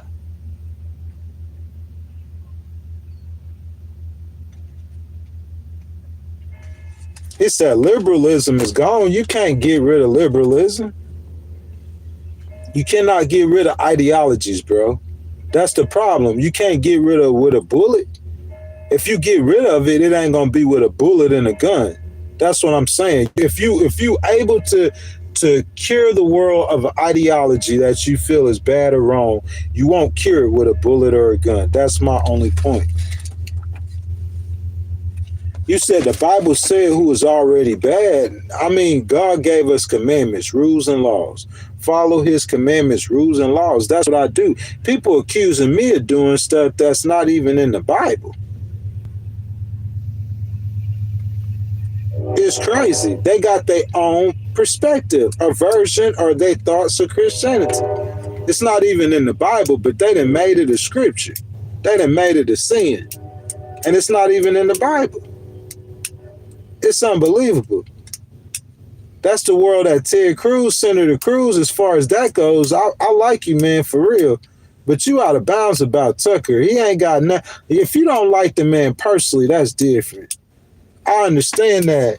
But I understand why he got a beef with you and with Mike Huckabee, because he feel like that y'all put the interests of Israel over America. Standing with the Israeli people is not supporting a man killing hundreds of thousands of women and children. And if you think that, you a straight kook. You a nut being. You a nut job. I'm going to tell you like it. I don't care who you are. You could be the priest. You could be anybody. You a straight nut job. And you the reason why they going to have Israel surrounded. It's because of you.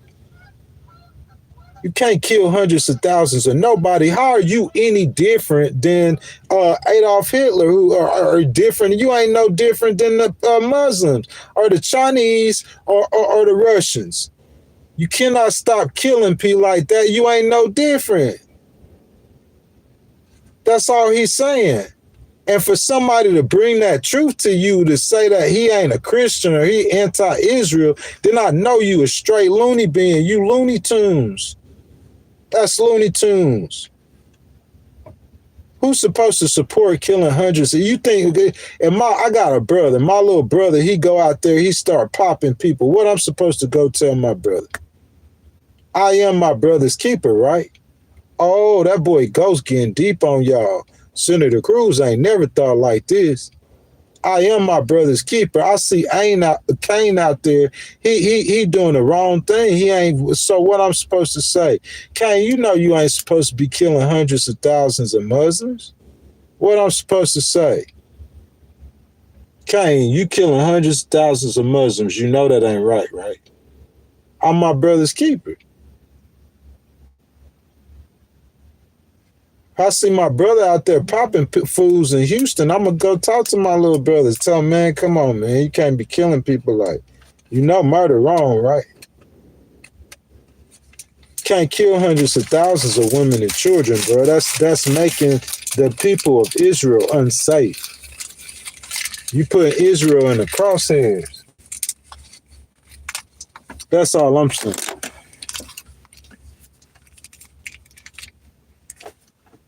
Yeah, it might be regarding nuclear development.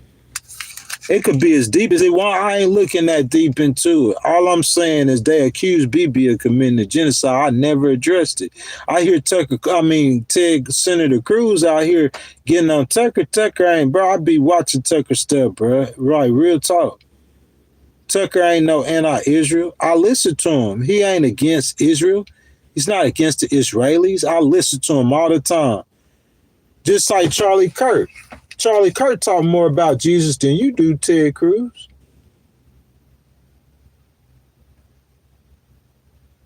Jesse Jackson. You see what I'm saying? On the other side, like, you know, I got mad respect for Jesse Jackson, bro. He's a civil rights fighter. He believe in inequalities. I don't like always talk about Jesse Jackson or whatever. It's because according to the politics that I'm talking about. You see what I'm saying? But yeah, man, like you can't say someone is because they questioning Bibi. You can't Bibi's actions. That's what I'm questioning, Bibi's actions. I'm not questioning the people of God or going against the people of God or going against the nation of Israel. I'm questioning one leader in Israel. His name is Bibi Netanyahu.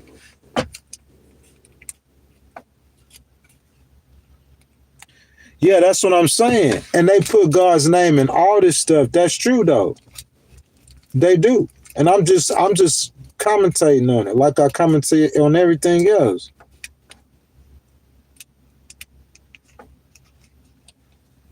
Yeah, you're not supposed to judge. Are you really perfect? Really, God put this in the plan? Obviously, no, I'm not perfect at all. I'm the first person to say I'm not perfect. It's these other ones who think they're perfect. Who trying to judge me? You know what I'm saying? It's because he a devil. That's what the devils do. The devils always trying to judge something. They'll try to keep the light off them. Keep themselves from being judged. Johnny says Tucker just speaks his heart and decency. He isn't always right, but makes sense not to go around justifying taking people out. I agree with that. That's all he doing. You know what I'm saying? He ain't turning the young people against Israel. You turning the young people against Israel, trying to make them support something that they don't support.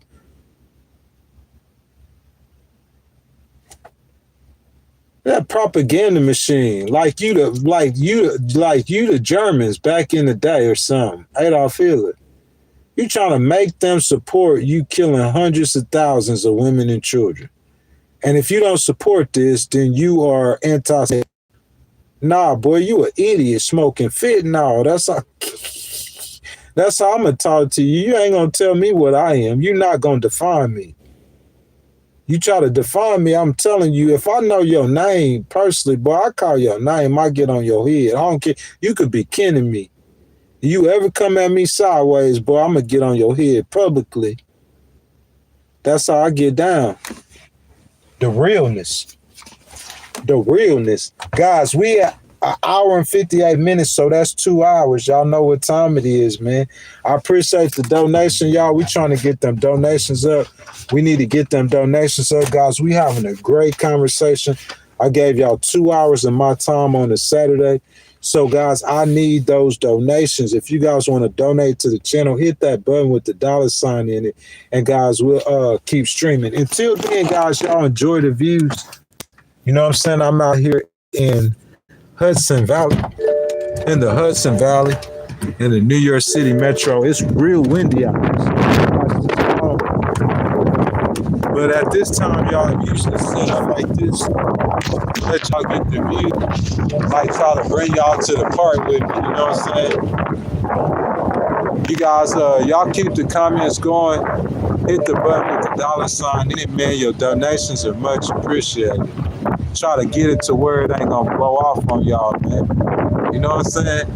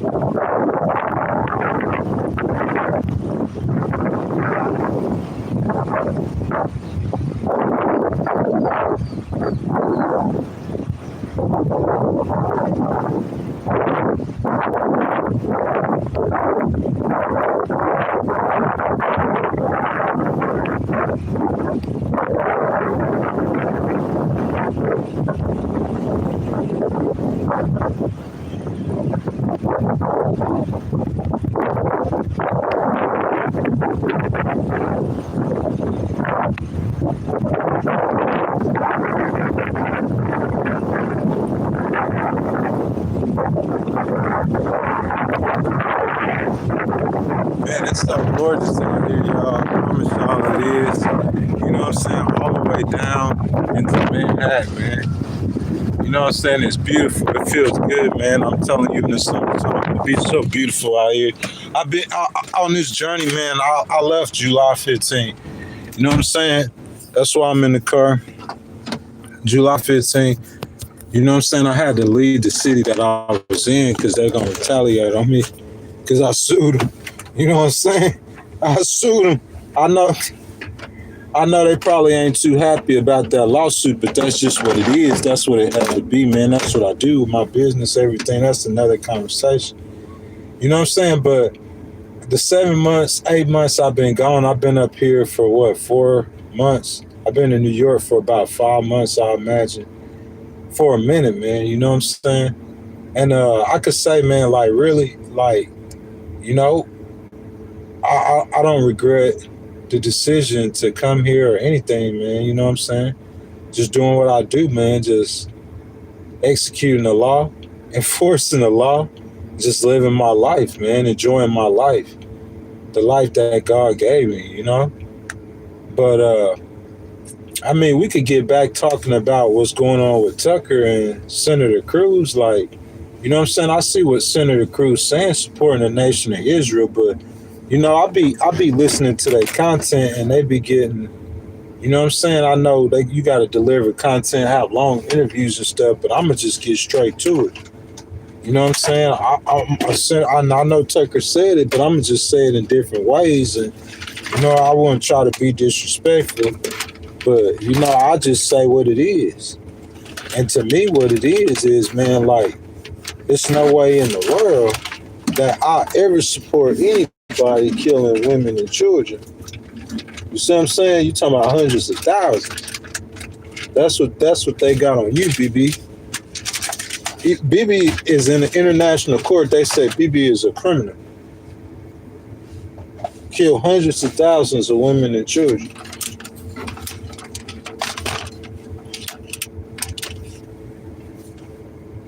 So Tucker just questioning that. You know what I'm saying? To me, that should be expected. Anybody should be able to question that. BB should question it himself. If he questioned it himself, maybe he wouldn't do it.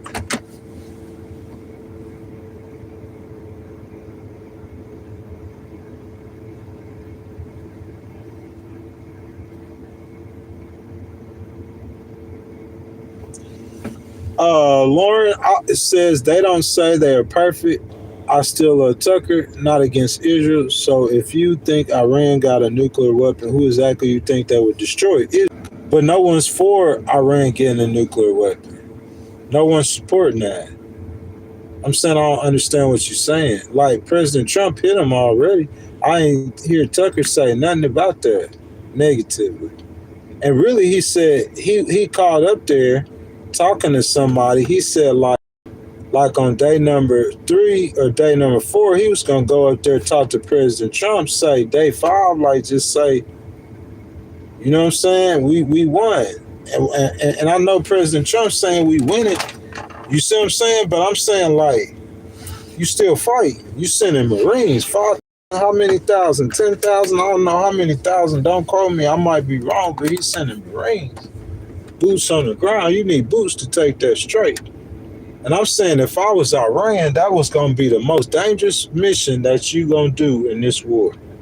Is coming to try to take that straight. Because I'll be waiting for you with a surprise.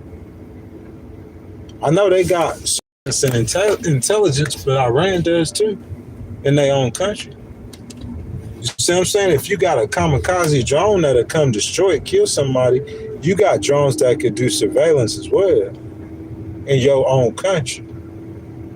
So that's all I would need I'll see you when you coming. As soon as you pulling up, and as you pulling up, all I gotta do, they just wreak terror. That's all they gotta do. They're not, I don't think Iran really think that they could defend the Strait. In my mind. I don't really believe in my mind that the Iranians think that they will defend the Strait. To me, I know for almost 1,000% fact that the Iranians know that the Americans are about to eventually take the Strait. If President Trump is mind to it, and Secretary Hegseth, the American military, they're gonna outmuscle Iran in any singular objective that they have. Singularity. You know what I'm saying? The objectives for Iran overall is not the same as America, so you can't match it together. Because Iran's objectives is terror and chaos and creating pain like that. You see what I'm saying? Killing American soldiers. Like, those are prize and trophies for Iran. You know what I'm saying? America, but if their objective is the Strait of Hormuz, don't put no money on Iran to be able to beat them. Like, remember, the fist fight, they're not going to beat America in a fist fight. But their objective can't be to try to hold it straight. It's got to be to try to destroy American ships and, like, just how it was in Iraq, too. Just suicide bombs and cars and just constantly, just chaos. And the whole time, you $3 trillion. Your debt, your national debt that you was talking about and started Doge at, it was at 38 trillion, ain't it? So you finna fight this war, you finna jacket to 40 trillion. Guaranteed. Guaranteed it's going to 40 trillion with the quake. I'll be right back, y'all.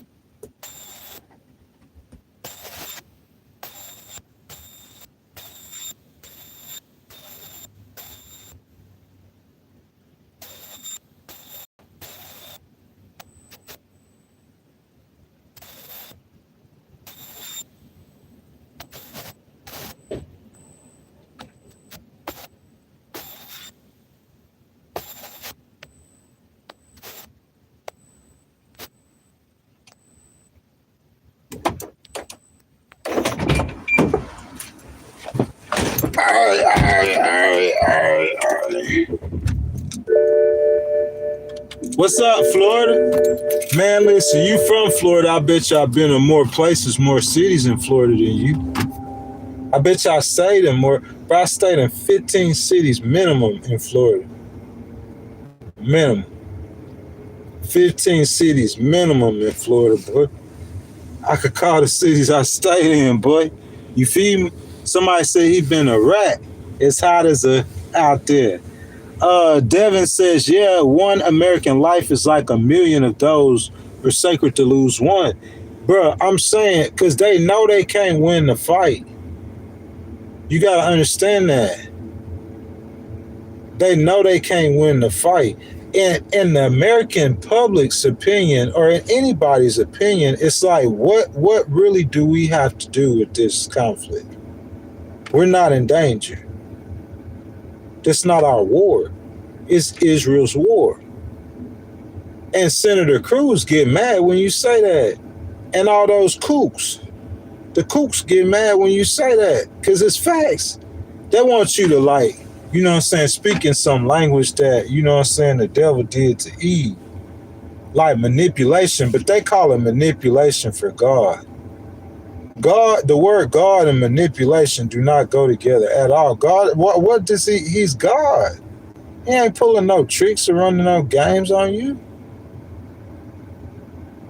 You ain't no competition to God, man. No, come on, man. So that's what I'm saying, like, I don't be understanding where people coming from, like, really, to tell you this, to tell you that God's honest, man. I just don't. I don't understand a lot of times where people are coming from. This is not America's war. America's not at threat. Saying that is factual. For America not to fight that war to help Israel, that would be something different. Why wouldn't America help Israel? That's our ally. Israel helped us. If Tucker's saying America shouldn't help Israel in the war, I don't think he's saying that. But if he do, that's where we disagree. I agree America should help Israel, I think it would have been a lot different if we was helping Israel. See what I'm saying? Just like the United Kingdom now, they're helping us. In the Gulf nations, they're not taking offenses. They're not doing any offenses, and the United Kingdom's not running any offensive missions in Iran. They're running defensive missions over the Gulf states, but they got their planes in the sky. What Ghost said. Shout out United Kingdom. President Trump talking down on you, that's the wrong move, man. Just tell the man to put your planes in the sky. Tell the French to put their planes in the sky. Tell the Saudis to put their planes in the sky. Why not? I'm saying, Secretary Hicks said, if you're going to go in the straight, I ain't trying to advise you, because I told you what to do a long time ago, but you can't tell. They're going to do what they're going to do. So if you're going to go in the straight, like, you need them countries with you. Why are you going to do that by yourself? The Israelis, they real good at this stuff. I'm talking about super good at this stuff. The Israelis are really good at this stuff. So I know you got 5,000 Marines. I know the Israelis going to do. And I'm saying whoever other nations got an interest in the strait getting open, they need to put boots on the ground too. What are you talking about?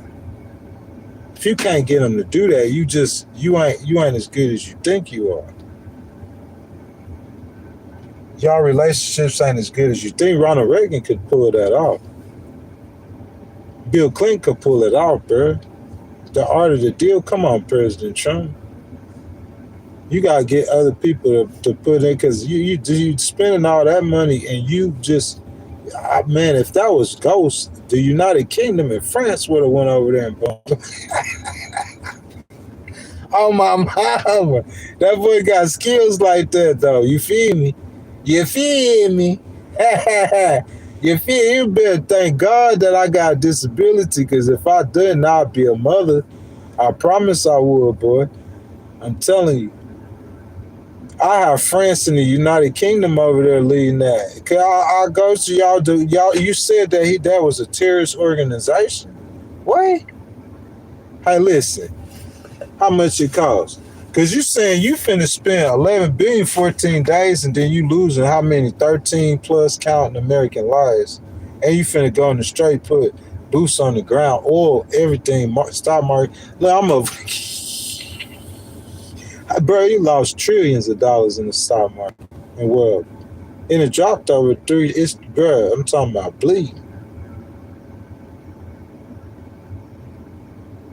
I'm saying, like, you might as well, like, hey, man, I'll throw y'all however much. Y'all get out there and do that. You want Europe to be a power again, man. You should have let them run the offensives with you. Bro, the United Kingdom and the French Air Force, along with the Israelis, could do what America's doing. And I don't care what y'all say. Well, they don't have the aircraft carriers. Okay, let them get one of the aircraft carriers. Not the ones you got on deployment for like 11 months straight. Not them. That the Gerald Ford, how long they been on deployment? Not them. You send one aircraft carrier out there. Between the French and the British, they got an aircraft carrier, boy. You feel me? A couple of them, if I'm not mistaken. I'm saying, shoot, like, you ain't got to take the lead in all those. That's more of their issue over there. You see what I'm saying? That's what President Trump said when he came in there. And then he fussing at Europe. I understand where JD coming from. JD ain't changed his position, because JD ain't for that. JD ain't going to tell y'all that, but I'll tell y'all that. JD ain't for that. Elon ain't going to tell you that, but I'll tell you that Elon ain't for that.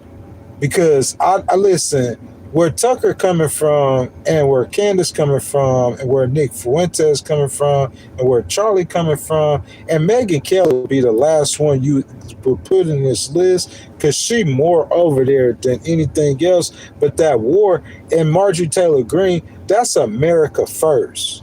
That's what you call that. So I don't know if America first, that movement, is the same thing as MAGA. Because MAGA is more of like President Trump's fans. Those people who are MAGA, even though you see everybody puts on the MAGA hat, but that's like the people who are not putting on the hat, they real MAGA, that's his hardcore fans, that's his base. That's how he get 10,000. That's like more of him being, they like Trump back in the 80s. And he just became president. He got fans, man. That man was a TV star. Whether you like it, lump it, or choke on it, that's facts. He a billionaire. Like it, lump it, choke on it, that's facts. Remember perspectives. I don't do perspectives. I'm just being real. He graduated from an Ivy League school, So he's not as stupid as y'all think he is. Like it, lump or choke on it, that's facts. He's cooler behind the scenes than you think he is. That's real talk. I'm just being real, though. I keep it real. It's the reals like that. You know what I'm saying? It's good and bad. You know what I'm saying? It's just, I wouldn't have made that move this year, definitely, because the election. That's what we did the live stream about. But I'm saying, even if you made that move, I wouldn't stay in there, or I would have seen them straights clear before I would have even attacked. Because that's the main point. I think if the straights wouldn't have got clogged up, that's why any president, strategically, all the other presidents, then Obama, they all thought of that move. I'm sure the CIA pitched it to George Bush. He told him he was too bogged down in Iraq. You know what I'm saying? He was on like President Trump too. He was on a mission to cure the world of dictators. That's what I call it. So you went to Obama. The Democrats don't really roll like that, but Obama was real cool with the CIA. You know what I'm saying? So Obama did Libya. He did some other stuff. The CIA had projects. CIA, well, they get rid of the bad guys internationally or domestically if necessary. That's what the CIA do. That's American intelligence. They gonna get rid of the bad guy. He gone.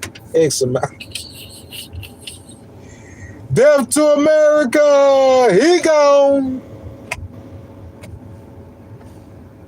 It's a tough business. It's a tough world. It's a tough job. That somebody got to do it.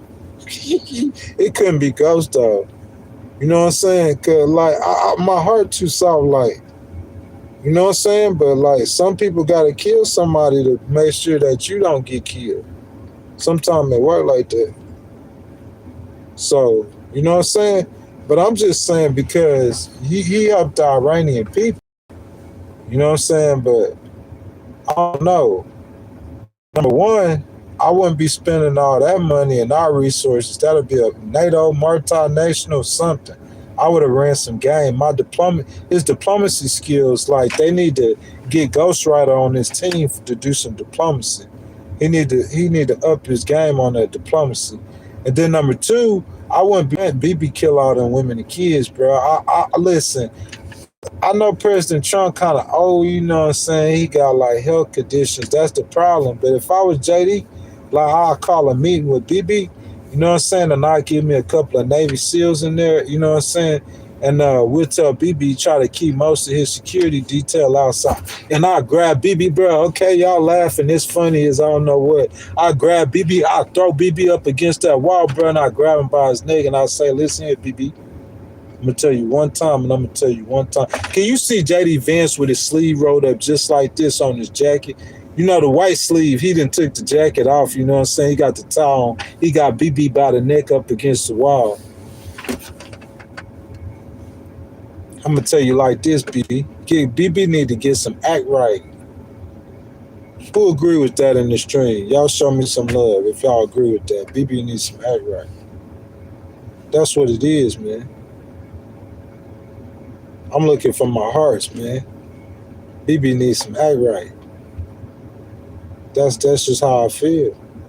You can't kill women and kids like that, man. You got to change whatever that strategy is. You got to change that. That's how I could see Revelations. I could see it unintended consequence. They don't think like I think. They don't think that deep. I could see them getting surrounded. That's how I predict. Well, I didn't predict this.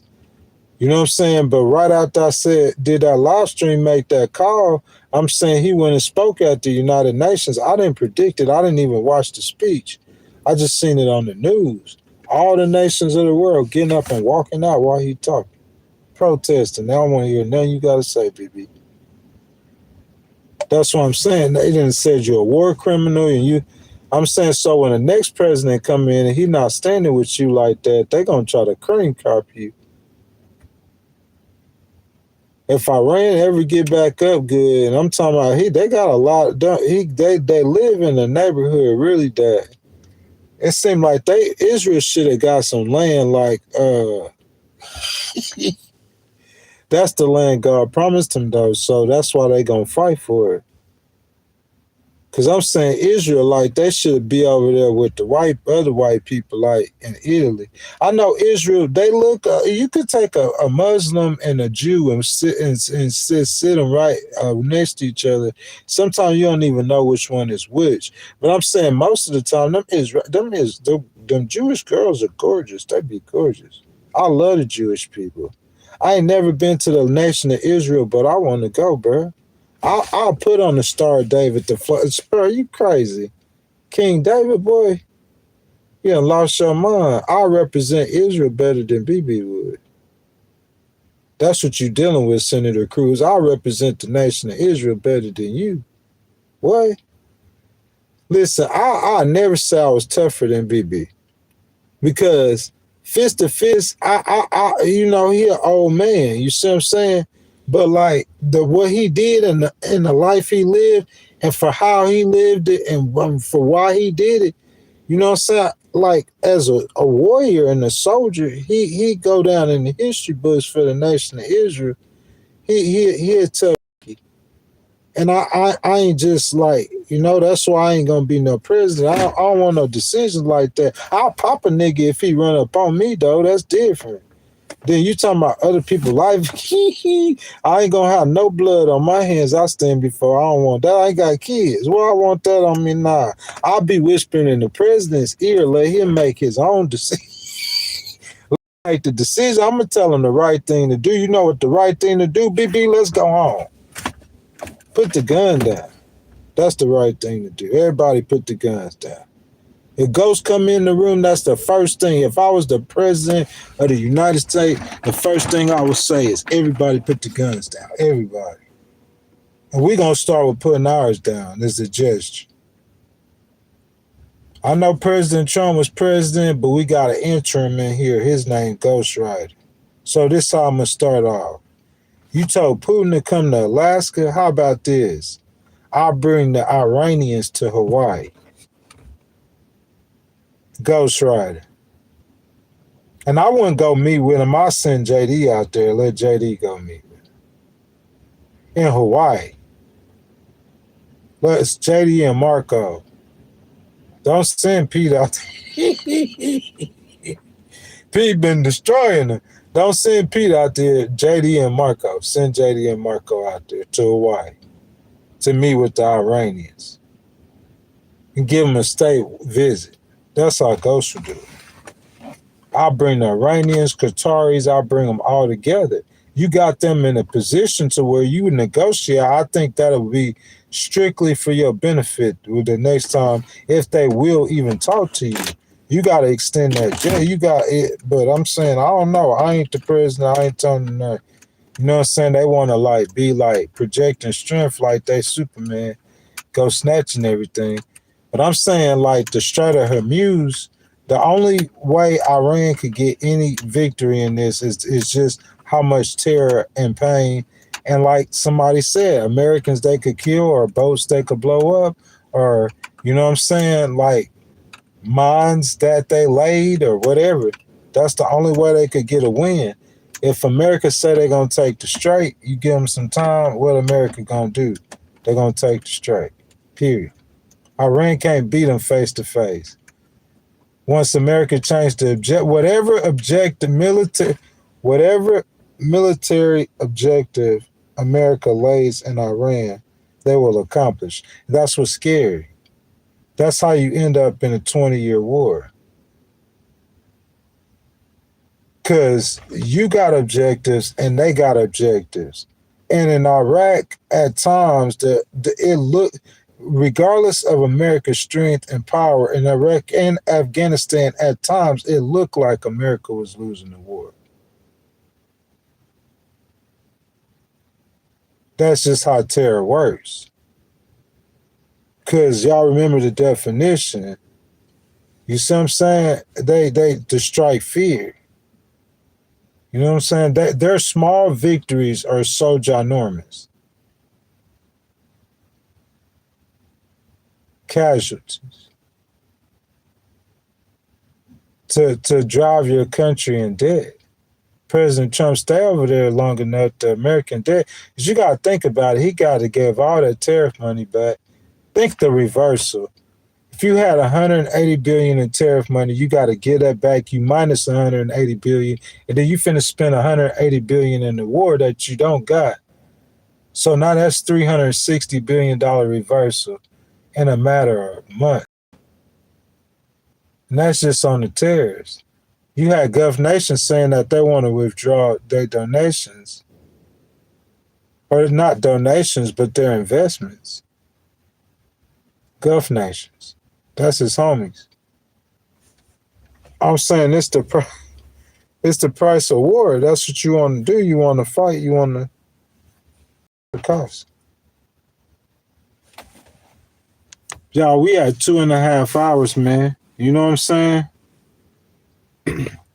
Yeah, he's sending 4,500. I heard about 5,000 Marines to Iran.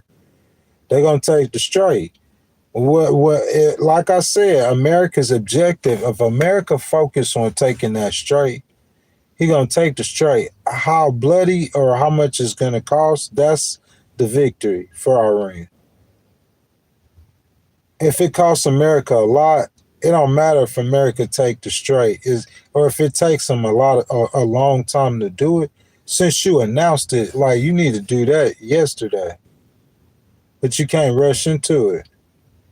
There's certain steps you got to take. So I don't know why they saying it. I'm hearing it. I guess Al Jazeera. I don't know where they get the information from. That America is sending Marines to Iran. So you telling them, you announcing to them that you coming. Because if I know this and y'all know this, then you don't think the Iranians know this? The Russians, they've been had it before, and you telling them, the Russians over there listening to everything you doing, and they telling the Iranians and the Chinese, because they want to see them use these AI weapons they finna use on you and try to pick a couple of y'all off. They gonna be ready for you. Y'all believe that. That's a dangerous mission, man. Y'all pray for them Marines. But if he say he got to do it, he got to do it. And it's just about how much it's going to cost. That's the only way Iran can get any kind of victory, is inflicting cost and pain and terror and chaos and mayhem. To me, it's all the same category. If they're a terrorist nation, terrorist organization, that's how they score. That's what their objectives is. America's objectives is really for being a leader on the world or something. Like executing the world order, like the world police. So Iran is causing problem with their neighbors. So I'm gonna go fix the problem. See what I'm saying? Iran is blocking the Strait and got the oil prices high. So I gotta go open the Strait. See what I'm saying? That's what America's objective is. Iran can't exude power outside of its borders. Military objective, America. See what I'm saying? But what I'm saying, whatever their objective end up being, they gonna accomplish it. Iran can't beat them in a head-to-head fight. Iran can't beat America fist fight. America's too big. So the way Iran wins is by just inflicting cost, terror. Every time you send a boat through there, I'm gonna send a drone. I'm gonna send 7 drones at it, suicide drones. And we got mines, so I just need to hit it once. And we got rocket-propelled grenades. I don't care CIA, nothing. You know, these are our mountains. We in the mountains on you. You can't even see us. We got tunnels out here you don't know about. We finna unleash the hellfire. Allah Akbar! Allah Akbar! I'm saying you don't know what you walking into. That stuff is not... Bro, listen, they blew up 16 ships to smithereens. That's how they laying the law down. So they got the ability.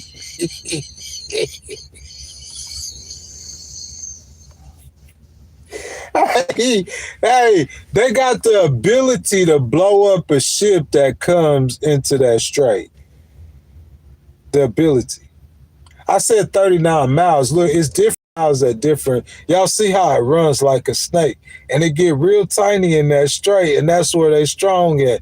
They got the ability to sink ships. America then blew up their mine-laying ships, a bunch of them. You think that's going to stop them from laying mines? Just like you done blew up all their rockets and missiles, and they still launching missiles. 100 of them at Israel. Secretary Hegseth said they ain't got no coordination, but how they launching rockets from Israel? I mean, from Iran and Hezbollah and Lebanon at the same time? If they're not coordinating, hitting the same areas and spots, that's a terrorist organization. Y'all looking at Iran like it's a government. I keep trying to put y'all in that frame of mind. That's a terrorist organization.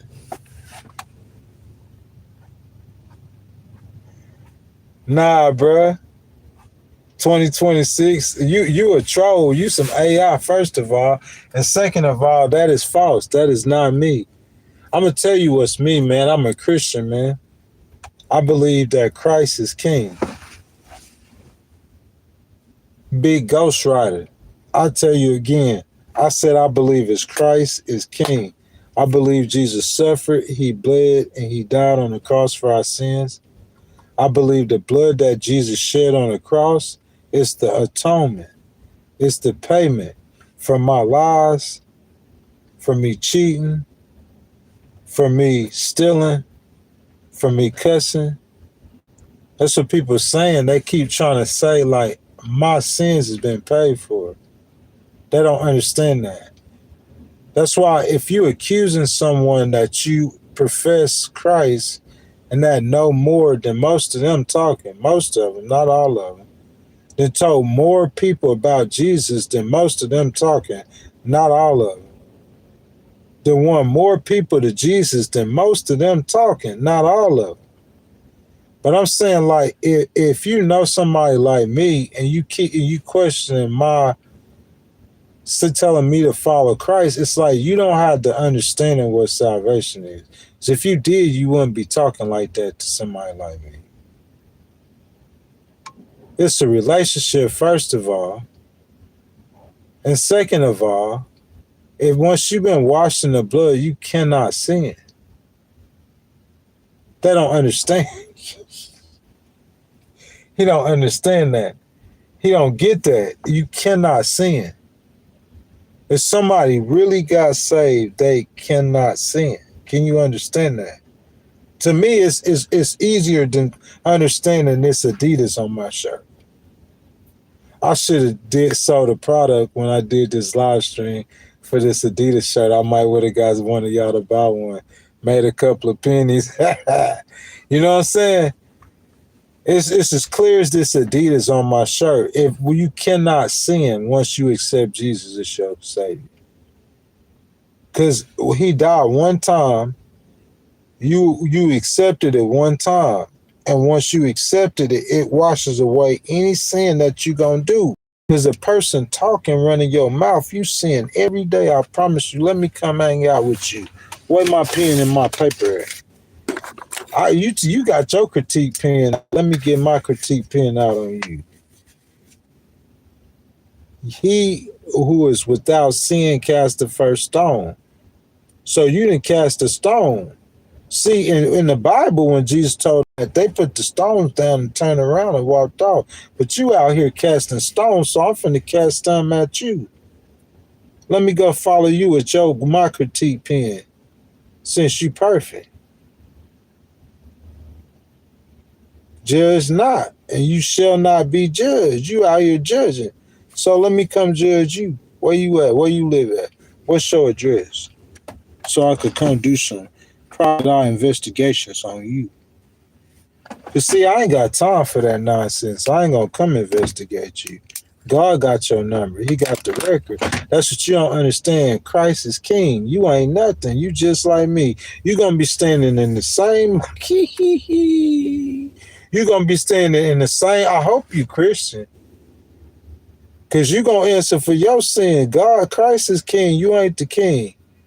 Go sit down somewhere. Humble yourself. Real talk. I'm just being real with you. Yeah, the stuff you saying ain't in the Bible. You know what I'm saying? If I'm worldly, I'm worldly. I ain't been to church in I don't know how long, but I'm still standing though. And you not perfect. You missing something. You missing something, man. You can't try to get clout off me by trying to judge me, man. Especially people who really ain't nobody really think you a Christian. I'm just being real with you. Ain't nobody even really think you a Christian. Not no real Christian.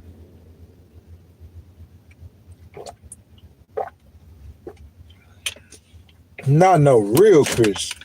Nah, I don't even think you a Christian for real, man.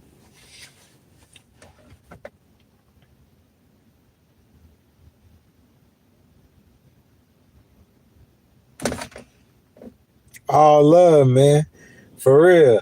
But y'all, I'm finna get out of here, man. This is the day the Lord has made. I will rejoice and be glad in it. It's 33 degrees, but the sun's shining, man. You know what I'm saying? We blessed. We thankful, man. I see an American flag over there. Y'all pray for our troops, man. Thank God for our troops representing freedom, keeping us free, giving us years of prosperity. The American people spoke. They voted. They elected President Trump. Regardless of how you feel about it politically, he is the president. He made authorizations and decisions that other presidents before him have done. You see what I'm saying? Made the same moves. And, you know, whatever it costs America is yet to be seen. But that's why we're here. Legal Warriors Live.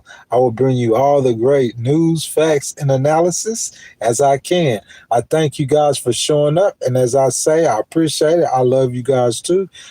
Sunday, man, if y'all catch me streaming tomorrow, man, y'all got to be giving me a whole lot of love because, you know, I don't really stream on Sundays. But if you guys go to the live tab under the tabs, and you'll see that I'm starting to put the streams up. We got some good content coming next week. You know what I'm saying? I heard some accusations that America is using AI in war. You know what I'm saying? So we're going to do us a little Legal Wars Live investigation. See what kind of facts we could come up with, man. See why, you know what I'm saying, that AI had anything to do with those Iranian children getting killed. You know what I'm saying? And Israel. We don't need no machines making decisions over life and death, because a machine's not going to calculate with the compassion that a human's going to calculate with. See what I'm saying? Like, that's the truth. How can a machine calculate with the machine's just, it's an algorithm. And that's what I'm saying. If it's an algorithm, you just might end up algorithm but I'm saying with a human, we know what we killing. We killing the bad guys. So I'm saying I trust a human military like they did in the old days. If you're using AI in the drone, that's different. I fully support that. Like how Ukraine's doing that, like saving lives. But I'm saying like letting the AI make a tactical decision like that. That, like, you know, how you don't understand how they fighting that war. Autonomous. Those weapons that kill you. They got weapons that kill you they don't need no human nothing. Ukraine got drones, they don't need no human nothing. Once that drone take off, that drone is on autopilot, and that drone know what it's looking for, and it's gonna kill and destroy. Without no human nowhere doing nothing. And it'll turn back and come back home. No human nowhere, no pilot nowhere. You talking about you laughing at it. They got robots out there making decisions over life and death by themselves. This ain't Back to the Future. We are in the future. Guys, we got great content coming up next week. We're going to talk about the war, but I'm going to try to flip it and spin it and make it as interesting as I can. You know what I'm saying? I get some great content from Tucker, man. You know what I'm saying? Like a great content from him, like other people, man. Joe Rogan, man. Shout out Joe Rogan. Y'all heard what Joe Rogan said about the war too. You know what I'm saying? So you hear President Trump get at Joe Rogan, you know he going down the way wrong road politically, man. I'm talking about for the bounce back, because he got to bounce back from where he at. So you think his polling numbers good?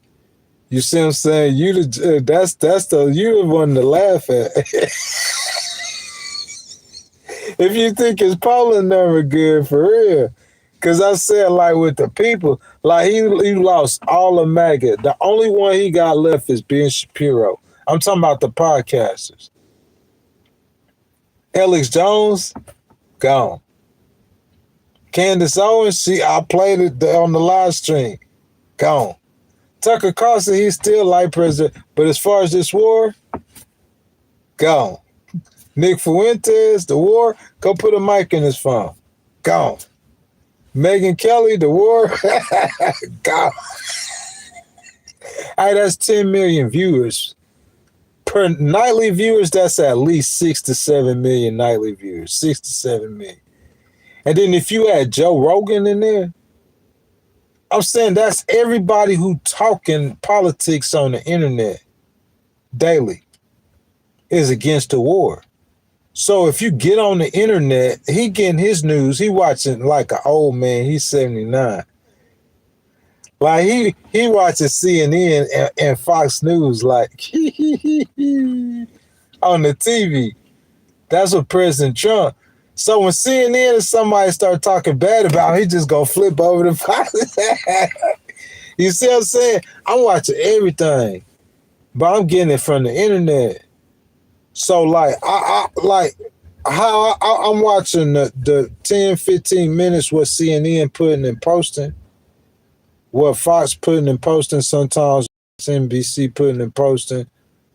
A lot of other news, Reuters, like, you know, you ain't gonna see on TV, you know what I'm saying, The Hill, like, you know what I'm saying, what Chris Cuomo and them on, like. And then you got regular internet people like Don Lemon. You got Roland Martin.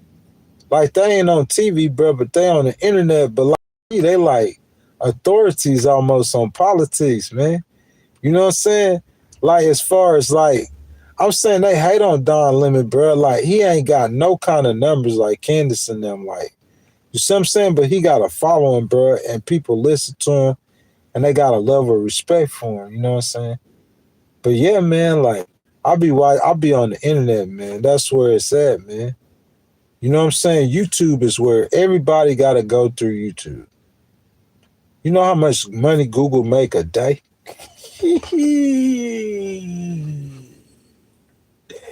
Hey, somebody Google how much Google make a day, boy. I probably, you gonna be like, what? You ain't gonna believe the number real. That ain't why I ain't even gonna try to tell you right now, boy. I'm trying to tell you. You know, Google on YouTube, what else they got? You know what I'm saying? Bro, you crazy, bro. Them people. And then, you know, everybody who do any kind of streaming, like, YouTube, if you ain't on YouTube, bro, you really. Because everybody gonna come to YouTube some kind of way to get the video. You know how you got TikTok, you know, you got Instagram, and you got Facebook. But I'm saying, as far as the video, like strictly content, video content, like Twitch, like, that's why they pay so much. People, YouTube ain't got to pay nobody no money, like, really. Because people gonna come to YouTube. Everybody content really is on YouTube. If you ain't got content on YouTube, you like a ghost. You could be on Netflix, but I'm saying you gotta be on YouTube too. You gotta be on YouTube. But I'm saying you could be on any other stuff. Like, you supposed to be on multiple platforms. That's how you build your viewership. That's what I ain't doing right. See what I'm saying? I need to be streaming while I'm streaming. You know what I'm saying? I need to be streaming too, like either on Twitch, on Kick, you know what I'm saying, on Netflix, on all of them, on Facebook too. You stream on everything at one time. It's a real show. You know what I'm saying? If I'm on the computer, I'm watching everywhere where I got people in the live stream across all platforms. You know what I'm saying? Instead of me streaming for 3 hours, we down to 63 people. We might have 63 people on YouTube, but we might have 25 on Twitch. You might have like 18 on Kick. You know what I'm saying? You might have like 120 on Facebook. So it's like the whole time I'm streaming, I got like at least 500. Once I get it popping on YouTube, though, I had like 5,000. My viewership, man, I was trying to, you know what I'm saying, man? You seeing them, bro. Them people getting like 1 million views, 2 million views on a live stream, boy. You know what I'm saying? I see rappers, bro, like people say like little underground who they say like hot rappers. I don't want to call no names, embarrassing them. They ain't getting no million views on the video. They been up there for like a month. This girl do a live stream every single night. She get 1, 2, 3 million views a night. Joe Rogan too. That's what I'm saying. A large voice. The youth of America, they not watching CNN and Fox News like President Trump is. That's why I laugh at it. Most of my viewers on this live stream has said that they over 60 years old. So y'all, but if you aren't here watching me, you be watching stuff on the internet. So you understand, brother. Everything's on the internet. What you watch on CNN, I'm going to watch it on the internet. I'm watching Abby Phillip too. I'm watching Dana Bash too. I'm watching Kaylin Collins too. You see what I'm saying? I'm watching Anderson Cooper too. I'm watching Van Jones too. I'm watching them all. I'm just watching them on the internet. But I'm saying you're not going to see Joe Rogan on the TV. Mama don't know Joe Rogan. My sister and them, you see what I'm saying? I watch Candace Owens every night. I watch Tucker every day. You see what I'm saying? Like, you don't understand, like, they ain't getting absorbing other content. Like I watch Roland Martin all the time. I watch Don Lemon all the time. Like you ain't getting that other content on TV. But everything you getting on TV, I'm getting on the internet. But I'm getting plus, all really the good, not underground, but the good content that the youth of America, Charlie Kirk, he was part of this. All the people my age and younger, this is what they listening to. Conservatives and liberals. The liberals need more younger voice. They got Midas though. They got Pod Save America. They got what's your boy? Adam Mockler. The liberals got people too though. They got Pac-Man. What's that boy name? I'll be remembering their name, bro. They got some people out there though. Real talk. Bunch of them. But I'm just saying like, guys, that's my time, man. I'm finna get out of here. What's up, Sylvia, man? Like 2 hours, 50 minutes on a Saturday, man. You know what I'm saying? Them the live streams, man. Like I said, on Monday morning, this is the day the Lord has made. I will rejoice and be glad in it. Yo, boy, Big Ghost Rider, man. I'm out, y'all. I see y'all then.